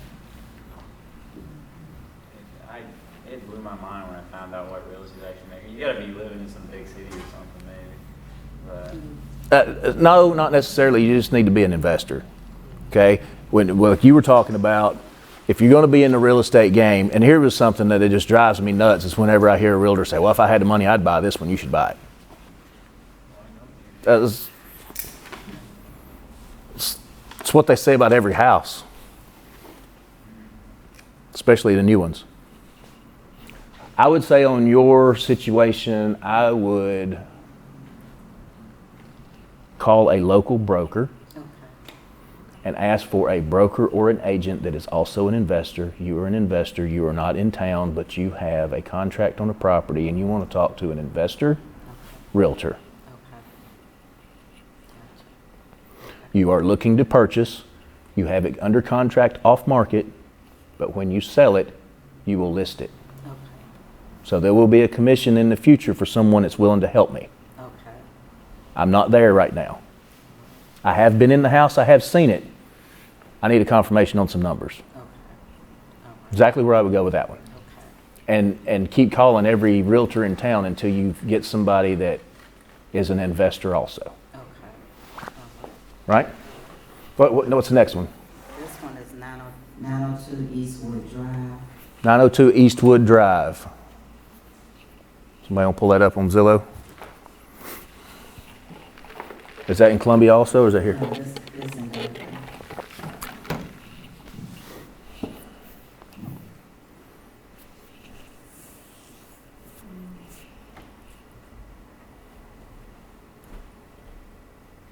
Over 100,000. ARV's estimate. Don't you dare. Don't you even say what Zestimate says. That's what I think. That's where I'm. It's a 3-2, 1,300 square feet. 3.2, 1,300 square feet, inside or outside the circle? He's bringing it up now. I don't see it yet. Outside the circle, Outside the circle. Which side of town? near Prevat and Houston. 53, South side? southeast.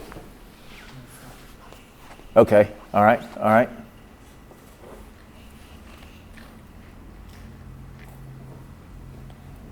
That's over by Lowell, right? No? It's over across from Publix, isn't it? Nah, she's south of Lowell. That's over by where? Across street from Publix. Publix on the southeast side. All right. See all the yellow? You see how I went for the drop down and I've clicked yellow sold? Now what you want to do is see what is actually sold. So you start finding some comps in the area.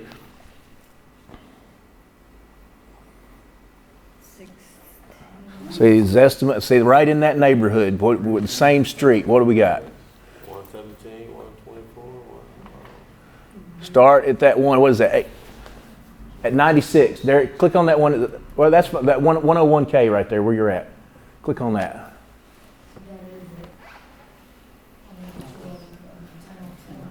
Sold 2017.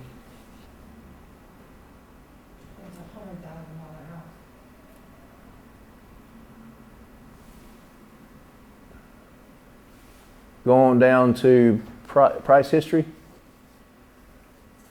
Right there, price tax history. Okay, so 2012 it sold for 109. Or I'm sorry, listed at 109, sold 104. Pulled off the market for put back on the market 3 years for 109. What was that, 5 months? Took it off.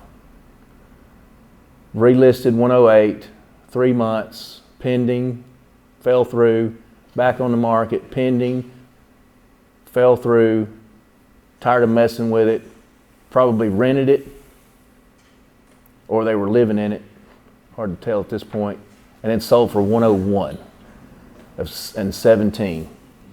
How does that house compare to yours? That's a 4.2? It's a 3-2, 1,500 square. So you got one bedroom less. And then what's the it's on Zillow for sale for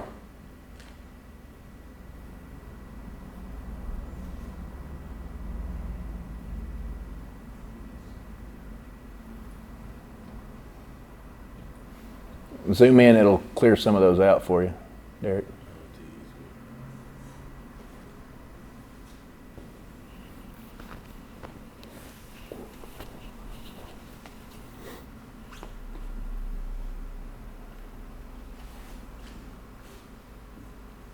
Zoom in again, yeah. There we go.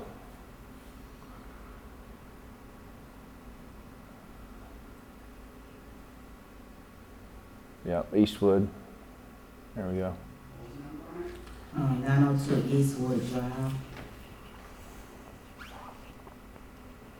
So 3-bedroom, 2-bath, 1,300 square feet.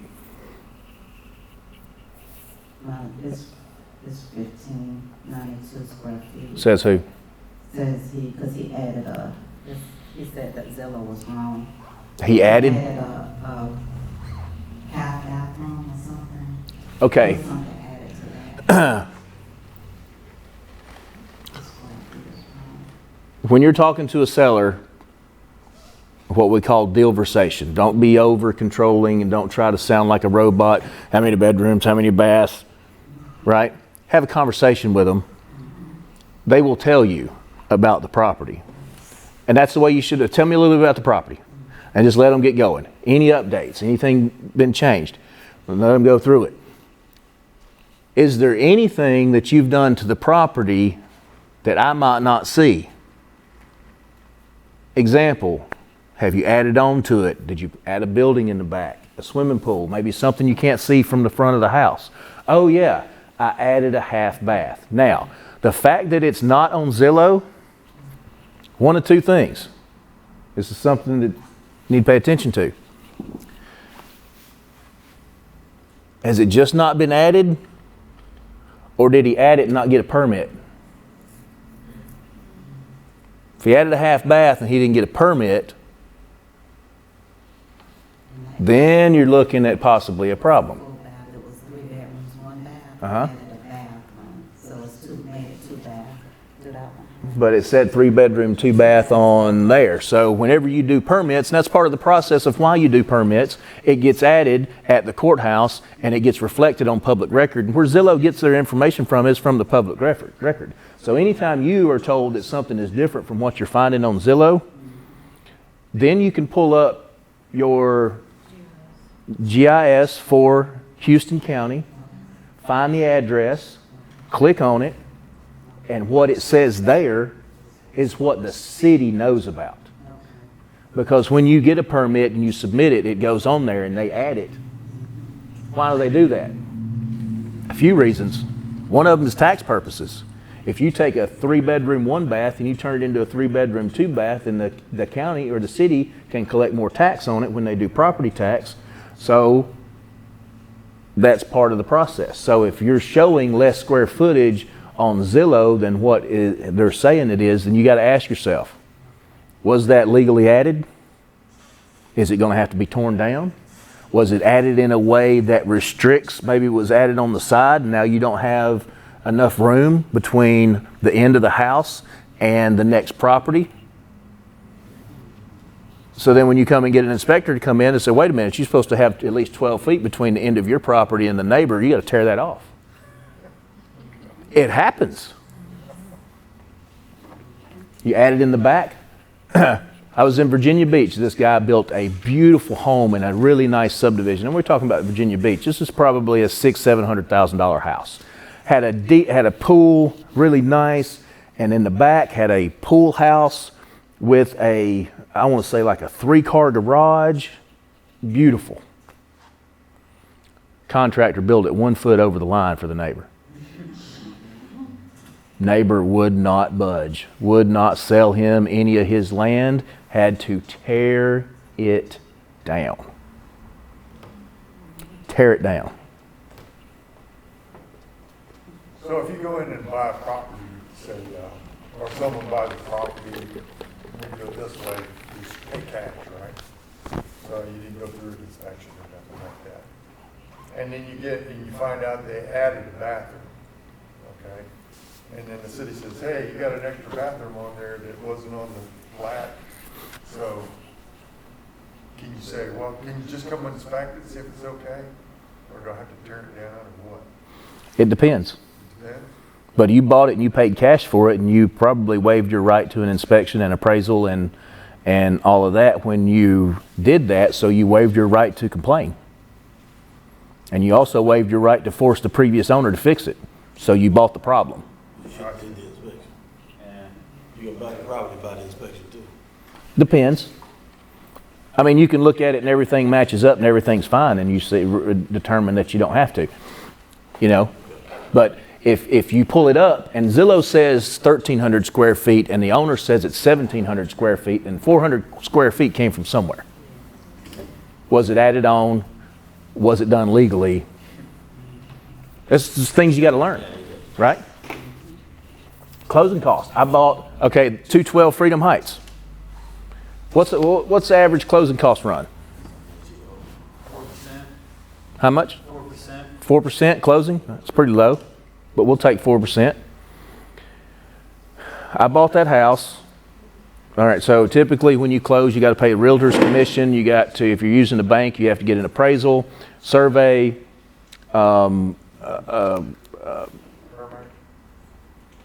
perk test, right? All the stuff that you got to do.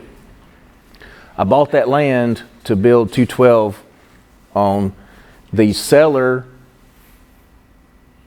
paid his attorney to draw up the contract. Okay? We paid cash for the property. How much do you think my closing costs were? How much was the property? $24,000. Oh. Low, 800 or lower, 24? About 1,000 maybe? $12.50. Okay. All I had to pay is the fee to have it recorded at the courthouse. Yeah. Took the piece of paper that I signed. I gave him a check for $24,000. I signed the piece of paper, took it to the courthouse, handed it to the lady. She put it in the machine, hit a button, and it printed out, recorded, so-and-so page, blah, blah, blah, this book, county courthouse, today's date, my commission. They signed it and gave me the piece of paper back because they scan all that stuff in and it's kept digital. I think Well, that was a trick question. There was no closing. $12.50. Now, when you go to closing with an attorney at a title company, do you pay that $12.50? Yep. Do you also pay a fee for someone to take that piece of paper to the courthouse? Yep. It's on there. 600 for a $50,000 property. 600 and something. So if you paying cash for it, you can just take that over to the courthouse itself and get it out the way. Hmm? And what paperwork you took over there? The deed where I bought it. The actual deed. Mhm. Gotcha. The attorney drew up the deed, the legal description, so-and-so purchases, blah, blah, blah, legal description, blah, blah, blah. Wait, I didn't have to sign it. The seller had to sign it. Is that right? We talked about this the other day. The seller has to sign releasing. You don't even have to sign as the buyer. He signed it. I gave him the check. He gave me the piece of paper. I drove to the courthouse in Ozark. I think it was $12.50. The recording fees are stupid cheap, but then when you pay the attorney to drive it over there, you pay their legal fees and they pay so many dollars per page for them to prepare the title search, all that stuff. I didn't have to do title search. You know why? They bought 24 lots in there. I know that the developer that started the subdivision went bankrupt. When he went bankrupt, the bank went through the whole foreclosure process in order to take the property back. So they had to cross every T, dot every I. And then this investor went and bought 24 or 28 lots in there at one time. I knew the title was good.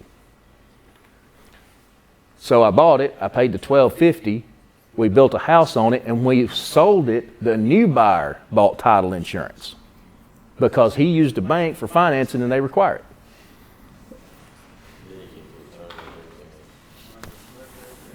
What kind of deed? Standard warranty deed. Mm-hmm. Did you pull it up on GIS? So he was. All right, what we got? Tax appraisal is 91.3. Okay. Land 11 grand. I think he's got it up there now. Another $1.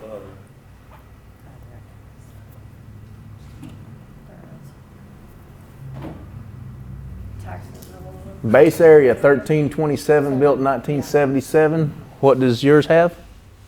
He gave me 1592 was the square feet. All right, so there's 260 square feet that's unaccounted for. And what do you have that under contract for? 90,000. 90? And I have the ARV at 165. Go back to Zillow. You said, where'd you get that ARV from? The realtor. Realtor. Yes, This realtor in Dothan, though?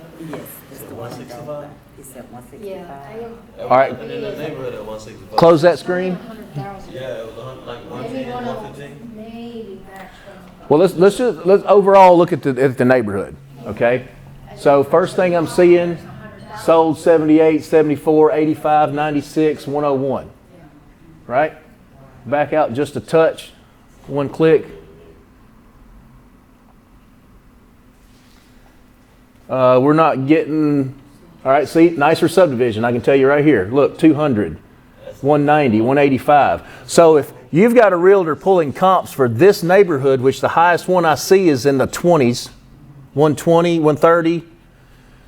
If that realtor is using comps from this neighborhood for that neighborhood, do not use that realtor again. I picked that out in 10 seconds. That is not your realtor. What's the cheapest? Here's 100, 101. These might have all been built at the same time. This builder might have started right here. Yeah, okay, my bad, right here. This road, see, all of these are in the 100, 120, 129. All of this whole entire subdivision was built at the same time. What's that one, 125 look like? Where? Right down on the left side of the same street. Come on, smart. Right. Right there? I wonder what that look like then. Click on it. 1,700 square feet, 3-bedroom, 1 bath, converted garage. I hate those. Keep going. Yeah, 3-bedroom, 1 bath. 17. Keep going down to the price tax history. Let's see. Nothing. So that's the problem you're going to have with a lot of these is whoever built them's probably been living there 30 years. So Zillow has only been around since when? 5 years or something? So if it hasn't sold or there hadn't been a transaction in the last 5 years or so, it's going to say nothing. Sounds like to me your realtor's using the next neighborhood. Go ahead and close this for me, Derek, please. Let's go. Click on, let's do this one. It's 152. This is kind of a middle for this area. We got 160s, 130s, 220s. Let's click on that one.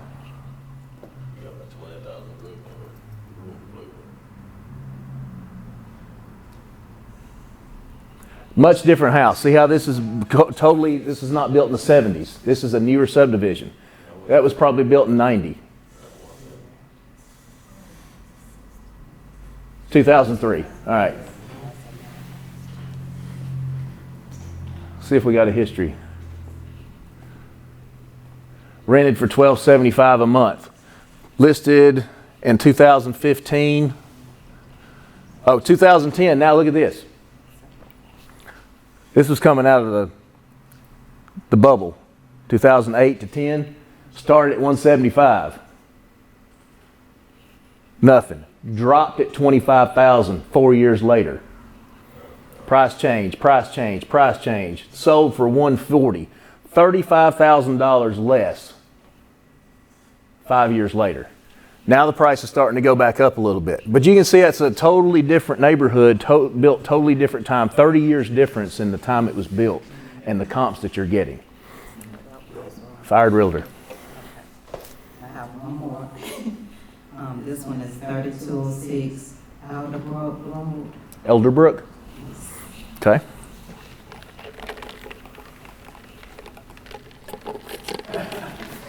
Oh, you done got yourself a job now. Go ahead. Go ahead. That's all right. Get some experience. Zillow's your friend. Just don't use the Zestimate. Use it like we're using it here. Go and look in the area. Very obvious to see. This is two totally different subdivisions. 60s, 70s, 80s, early 2000s. Oh, 3206 Alderbrook Road. Alder or Elder? It's DERBROOK.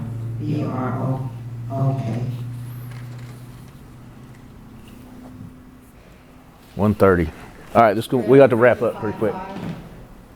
4-bedroom, 4-bath, a little over 4,000 square feet.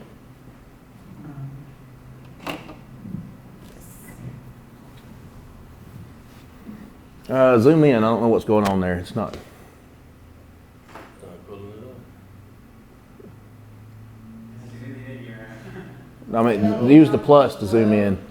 AL. DER, Yes. Alderbrook. Alderbrook. Hit it again. I mean, I got You got it. Which area is it in? it. So outside the circle on the west side, off of Honeysuckle, just above Fortner. Is that over by Harvest? Right.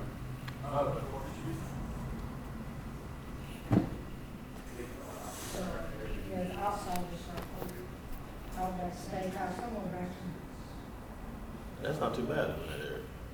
to Fortner and Alderbrook Road, somewhere in those areas. I think that's it right there. Hell, roll up. There we go. It still won't pull it. All right, so what do you got? The ARV is 545, that neighborhood, and it needs about 30,000. I think I looked at this. Did you? I think so. Okay. I know Alderbrook started ringing a bell. And where's it at? On the map. It's off of Honeysuckle. Yeah. I looked at one over there. This is probably it. You'll find we're all going to look at the same properties because we're in a small area and we're all looking for the same thing. So we're each going to look at each other's properties. First one to get a contract on it wins. Right? There'll be no stepping on toes. Okay? If you found it, it's yours. Because I called about one from under, and he gave me these other two. It's the same landlord. All right, where is it? It's that one?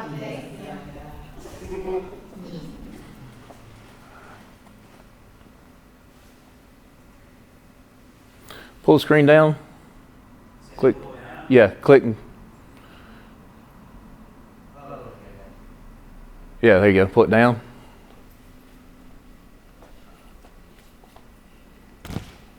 The other down. Yeah, pull it down some more. I want to see higher. Pull down. The other way, the other way, the other way.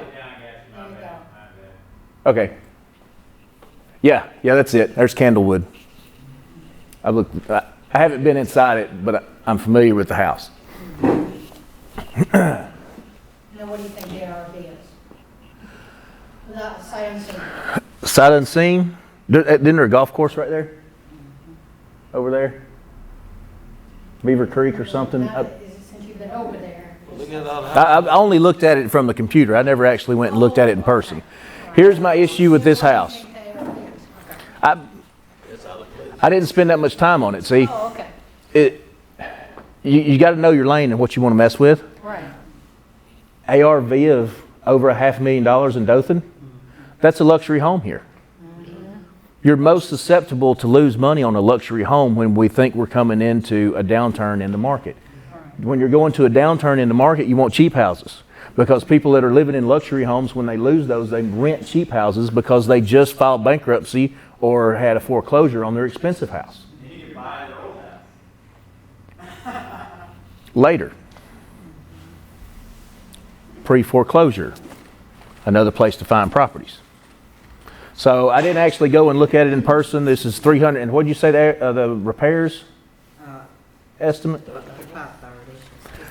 I don't see. Oh, wait a minute. Does this one have a pool and pool house? How long have you been working on this? It's been over a month. But it was me and another lady. She might have got in contact with you. I don't remember. Here's my problem with this one. Because I You're telling me I can take, and I can buy this house for how much? It's under contract for $350. I can buy it for $350, you put 30 into it and sell it for $550? That's what that is. Look at all the houses around. You're gonna have a hard time putting 30,000 into a 4,000 square foot house and even being able to see it. Yeah, this one here. Right? Painting carpet's 30 grand in that house. See, he already did that. He already fixed, he got the carpet, everything is about done in this house. Mm-hmm. Except that pool area. What's wrong with the pool? This is the same house. Pool and the, pool room. There's a pool, after jacuzzi and all. It's the same house. It's the exact same house. All right, I'll go look at it now. Yes, it's a pool house. I might want it. That was my hang up on it though, is how can just 30,000, how is this guy so close to being done at 3 houses? And I have a video of this house You here. got, Oh, that one? it's a dark video, ain't it? Yes. Yeah, I seen it. It was too dark, but I've seen it. Did y'all take that video? I did, because I was trying to get it. First thing, and I told him I'll come back, but I hadn't had time to go back and redo my video. But I got it. And that's, sometimes no video is better than a bad one. Because once I've seen a bad video, why would I want to look at it again? Right?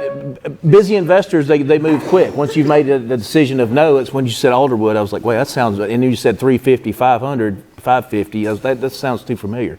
It's still a risky play right now. We've been talking about it, we're trying to get it sold. We've been talking. When I go to these real estate meetups, okay, I talked about earlier before we really got officially started about going to some of these events and there being people who've never done a deal, right? The event this weekend with this guy in Tampa is quite the opposite. About 50% of the people in the room are full-time investors and that's all they do. So it's a completely different mentality of talking to these people and they move fast. They make quick decisions. You have to if you're looking at 100 houses a week. You look at it, if you watch Shark Tank, those guys get up there and they're quick to make a decision. And a lot of times you'll see the people after they've been turned down, they'll say, well, you're going to regret it. They don't regret ones they missed. They move on.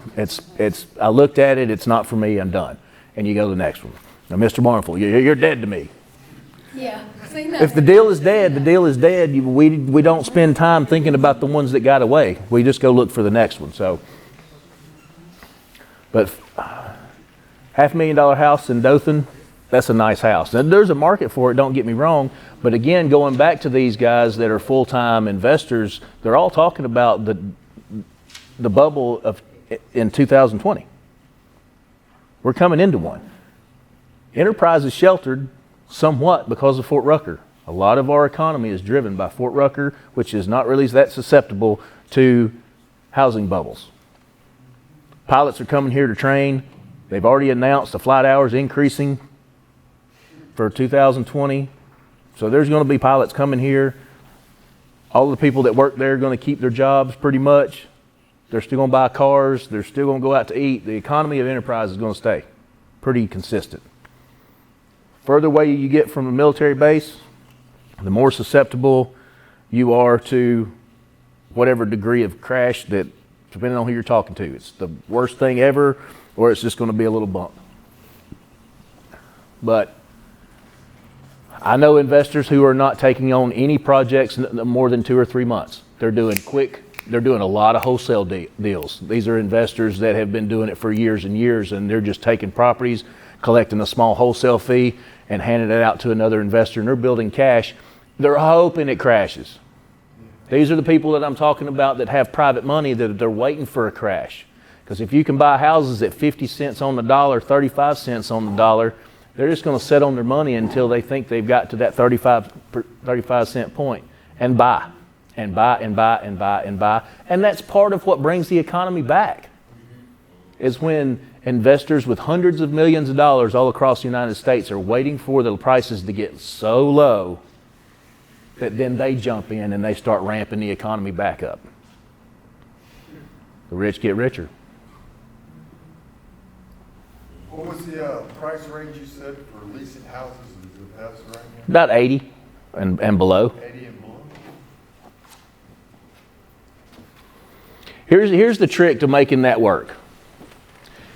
You have to set the monthly payment to be approximately what they would pay in rent anyway, and then ask the person, would you rather rent for $650 a month or would you rather own at $650 a month? And some people's answer is, I would rather rent. That's why I have one renter that I've had for 5 years that she has no intention whatsoever of ever buying. She doesn't want to have to worry about the roof. She doesn't want to have to worry about the refrigerator. And she don't want to have to mow the yard. Whenever something breaks, I fix it.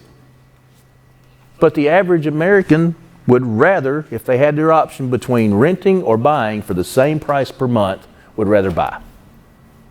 So that's what you want to look at. What do you think you could get for it in rent? Can you figure out an owner finance option that matches those numbers? So owner finance, $650 a month is going to be around $80,000 house. Reverse engineer that, but yeah. Mortgage calculator. But that's also just all profit. That's no expenses either if you're doing owner finance. So all of It depends. Now, I have expenses on mine because I didn't take my own cash to buy it. Okay. Yeah. Right? Okay, so $80,000 house, if I do 4% down, that's $3,200. Why do I use 4%? Going rate. Arbitrary number. What is it, 3% you have to have for FHA? Yeah. 3% down. 3.5. Bank is anywhere from 10 to 20, right? Well, you don't have good enough credit to get FHA, so you can't get 3% down. I'll do 4% down. Or you put a new roof on it.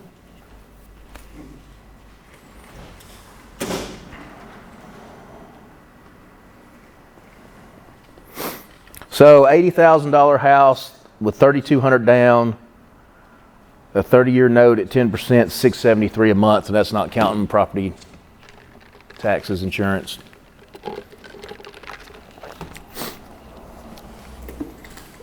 But typically an $80,000 house that I'm going to pick up should rent for about $750 a month, $800 a month. Because I'm not buying full retail price, I've got to have some kind of equity or I'm not going to buy. If I'm paying $80 for it, it's probably worth $100. Shouldn't be a problem for me to get $700, $800 a month for it. Like the example I gave earlier, I paid $20, borrowed $30, sold it for $59.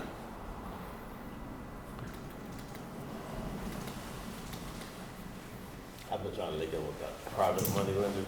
I'm trying to figure that out right now. How much you need? Right now, I'm just looking, just trying to make sure you figure it out. Always be looking for money. Never have too much.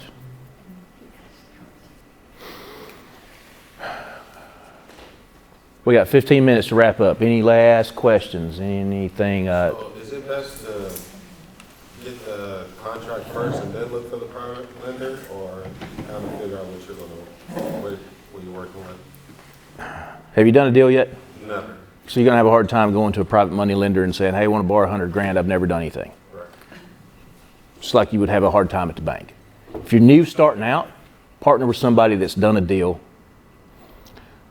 Somebody that came a couple months ago. He got a house under contract.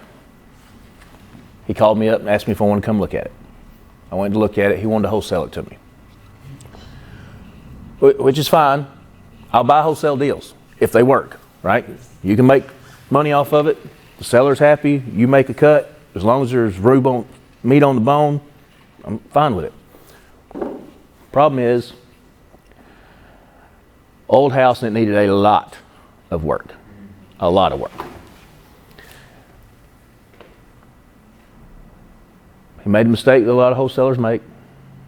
He had an offer. He got an offer that provided him with a little bit of money. But he wanted a little more.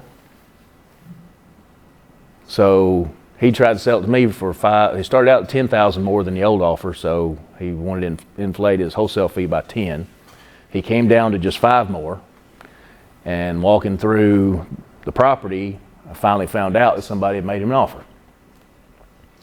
I asked him what the offer was. He told me. And I said, great. I think he was going to make like $2,000.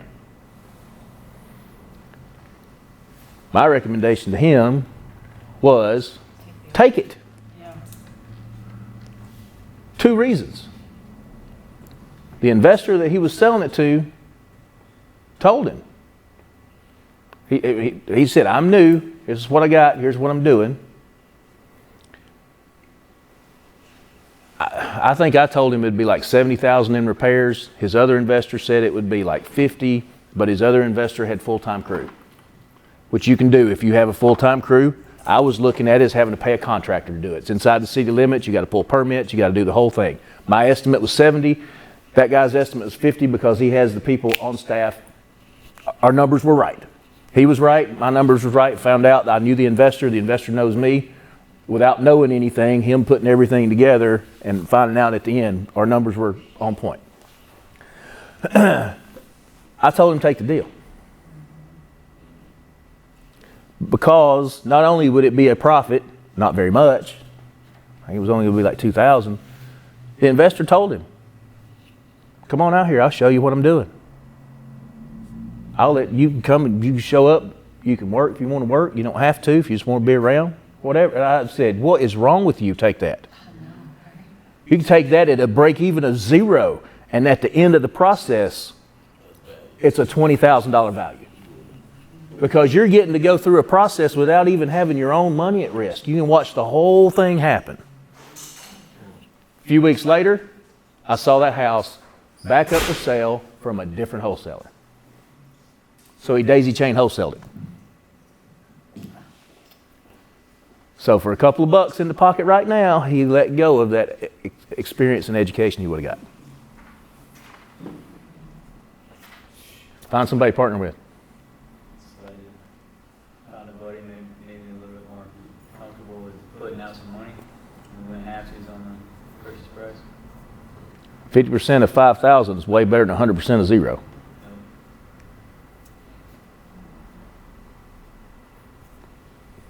Trying to get, what about trying to find those, let's say find a house and get some repairs, trying to get those people that can do certain things, to get that list of, they can do floors or, do the walls, whatever, painting.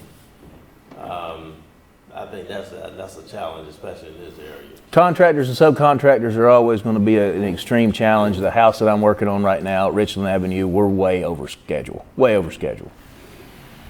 And it's outside the city limits, so there's a couple things that you can do there that you don't have to worry about. I got a different electrician to come in. He brought in a helper that didn't know what he was doing, and when they were stripping the wires back, he took a razor knife and slit the sheathing. When he did that, to open it up, he slit the sheathing in the wiring. I've already spent, the last check I wrote was $2,005 for a different electrician to come in and fix what that first one messed up. So delays, extra money, but it's the electricity. You got to get it fixed right. You know what I'm saying? So I'm losing money on that side. It's part of it though. But your contractors are always going to be a challenge. I've got some guys right now that I use. I was driving down looking at this house, checking it out. We had just got it closed. There was another house down the street that was being worked on. This was Memorial Day Monday. I'm driving by. I see a vehicle sitting in there, doors open. They're in there working. I stop. I put it in park. I open the door. My wife says, "What are you doing?" I said, "I'm about to hire somebody." "What are you talking about?" "It's Memorial Day Monday. They're working." That was us out there building pools. I walked in. I was like, "Hey, what's going on?" I talked to him a couple minutes. "I got a house down the street." "You do?" "Yeah." "You guys want to come and look at it?" I'm looking at their work while I'm walking around. They're in there working. They're just doing touch-ups. Last little punch list stuff, little stuff. "Yeah, sure." We walk down there, open it up, walk in, look around. I tell them this, and this. "Yeah, okay, I got a contract. It'll be $1,100 to do the framing, move some walls, close this door in, open this door up, frame this out, blah, blah, blah. $1,100. "Okay, when can you start?" "Well, when can you get the materials?" "Well, whenever." He said, "Well, go get the materials, we'll start." "Right now?" Yeah, we're down here working on this other job. We're just kind of messing around. The owners are supposed to go get us materials. It's Memorial Day Monday. They didn't want to go get the materials. They're not going to. So we were just doing some touch-up work. But you go get us some materials. We'll start right now. I went home, got the trailer, went to Lowe's, loaded up, pulled up, blowed the horn. They loaded up, come down the street, opened the door, grabbed the wood off the truck, and went in the house. Guatemalans.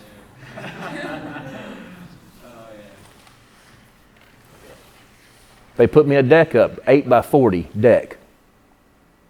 2 days. 6 by 6 post, 2 by 10 structure, 1 by 6 deck boards, trimmed it out right, lag bolted to the house, done correct.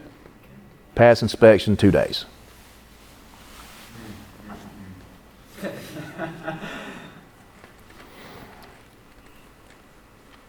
The credit repair, if you're going to post that ad, you should probably go ahead and let me hook you up with an affiliate for that. And then either that or when the people sign up, you can refer them to me. It doesn't matter. But it's a affiliate program. Just send me a text and I'll send you the link. On all my owner finances, that's what I do. I want them to better themselves. I want them to get their credit in a place where they can buy it and take over and get their own payments and get it down. Do you require renter's insurance? I don't require it because it's your stuff. Yes. But when I owner finance, it's not rented, it's owner finance. They have a contract that's recorded at the courthouse, and what it is bond for title. Bond for title is a legal contract that says, as long as you pay me what the contract says, which is $650 a month for 30 years, at the end of that 30 years, you get the title. So there's a bond for the title. You perform what the contract says, at the end, you get title to the property. If you do not perform, instead of it being a foreclosure and a months process and involving the courthouse and all that, it's more like an eviction because of the way it's structured, and you can do those in Alabama. You can't do those in all states, but Alabama you can. It's $650 to pay Pipkin to do the paperwork that he has to do, and they're out in 30 days. Bond for title. Definitely gonna have to give him a call too. Anything else? Thank everybody for coming. Appreciate it. Good meeting.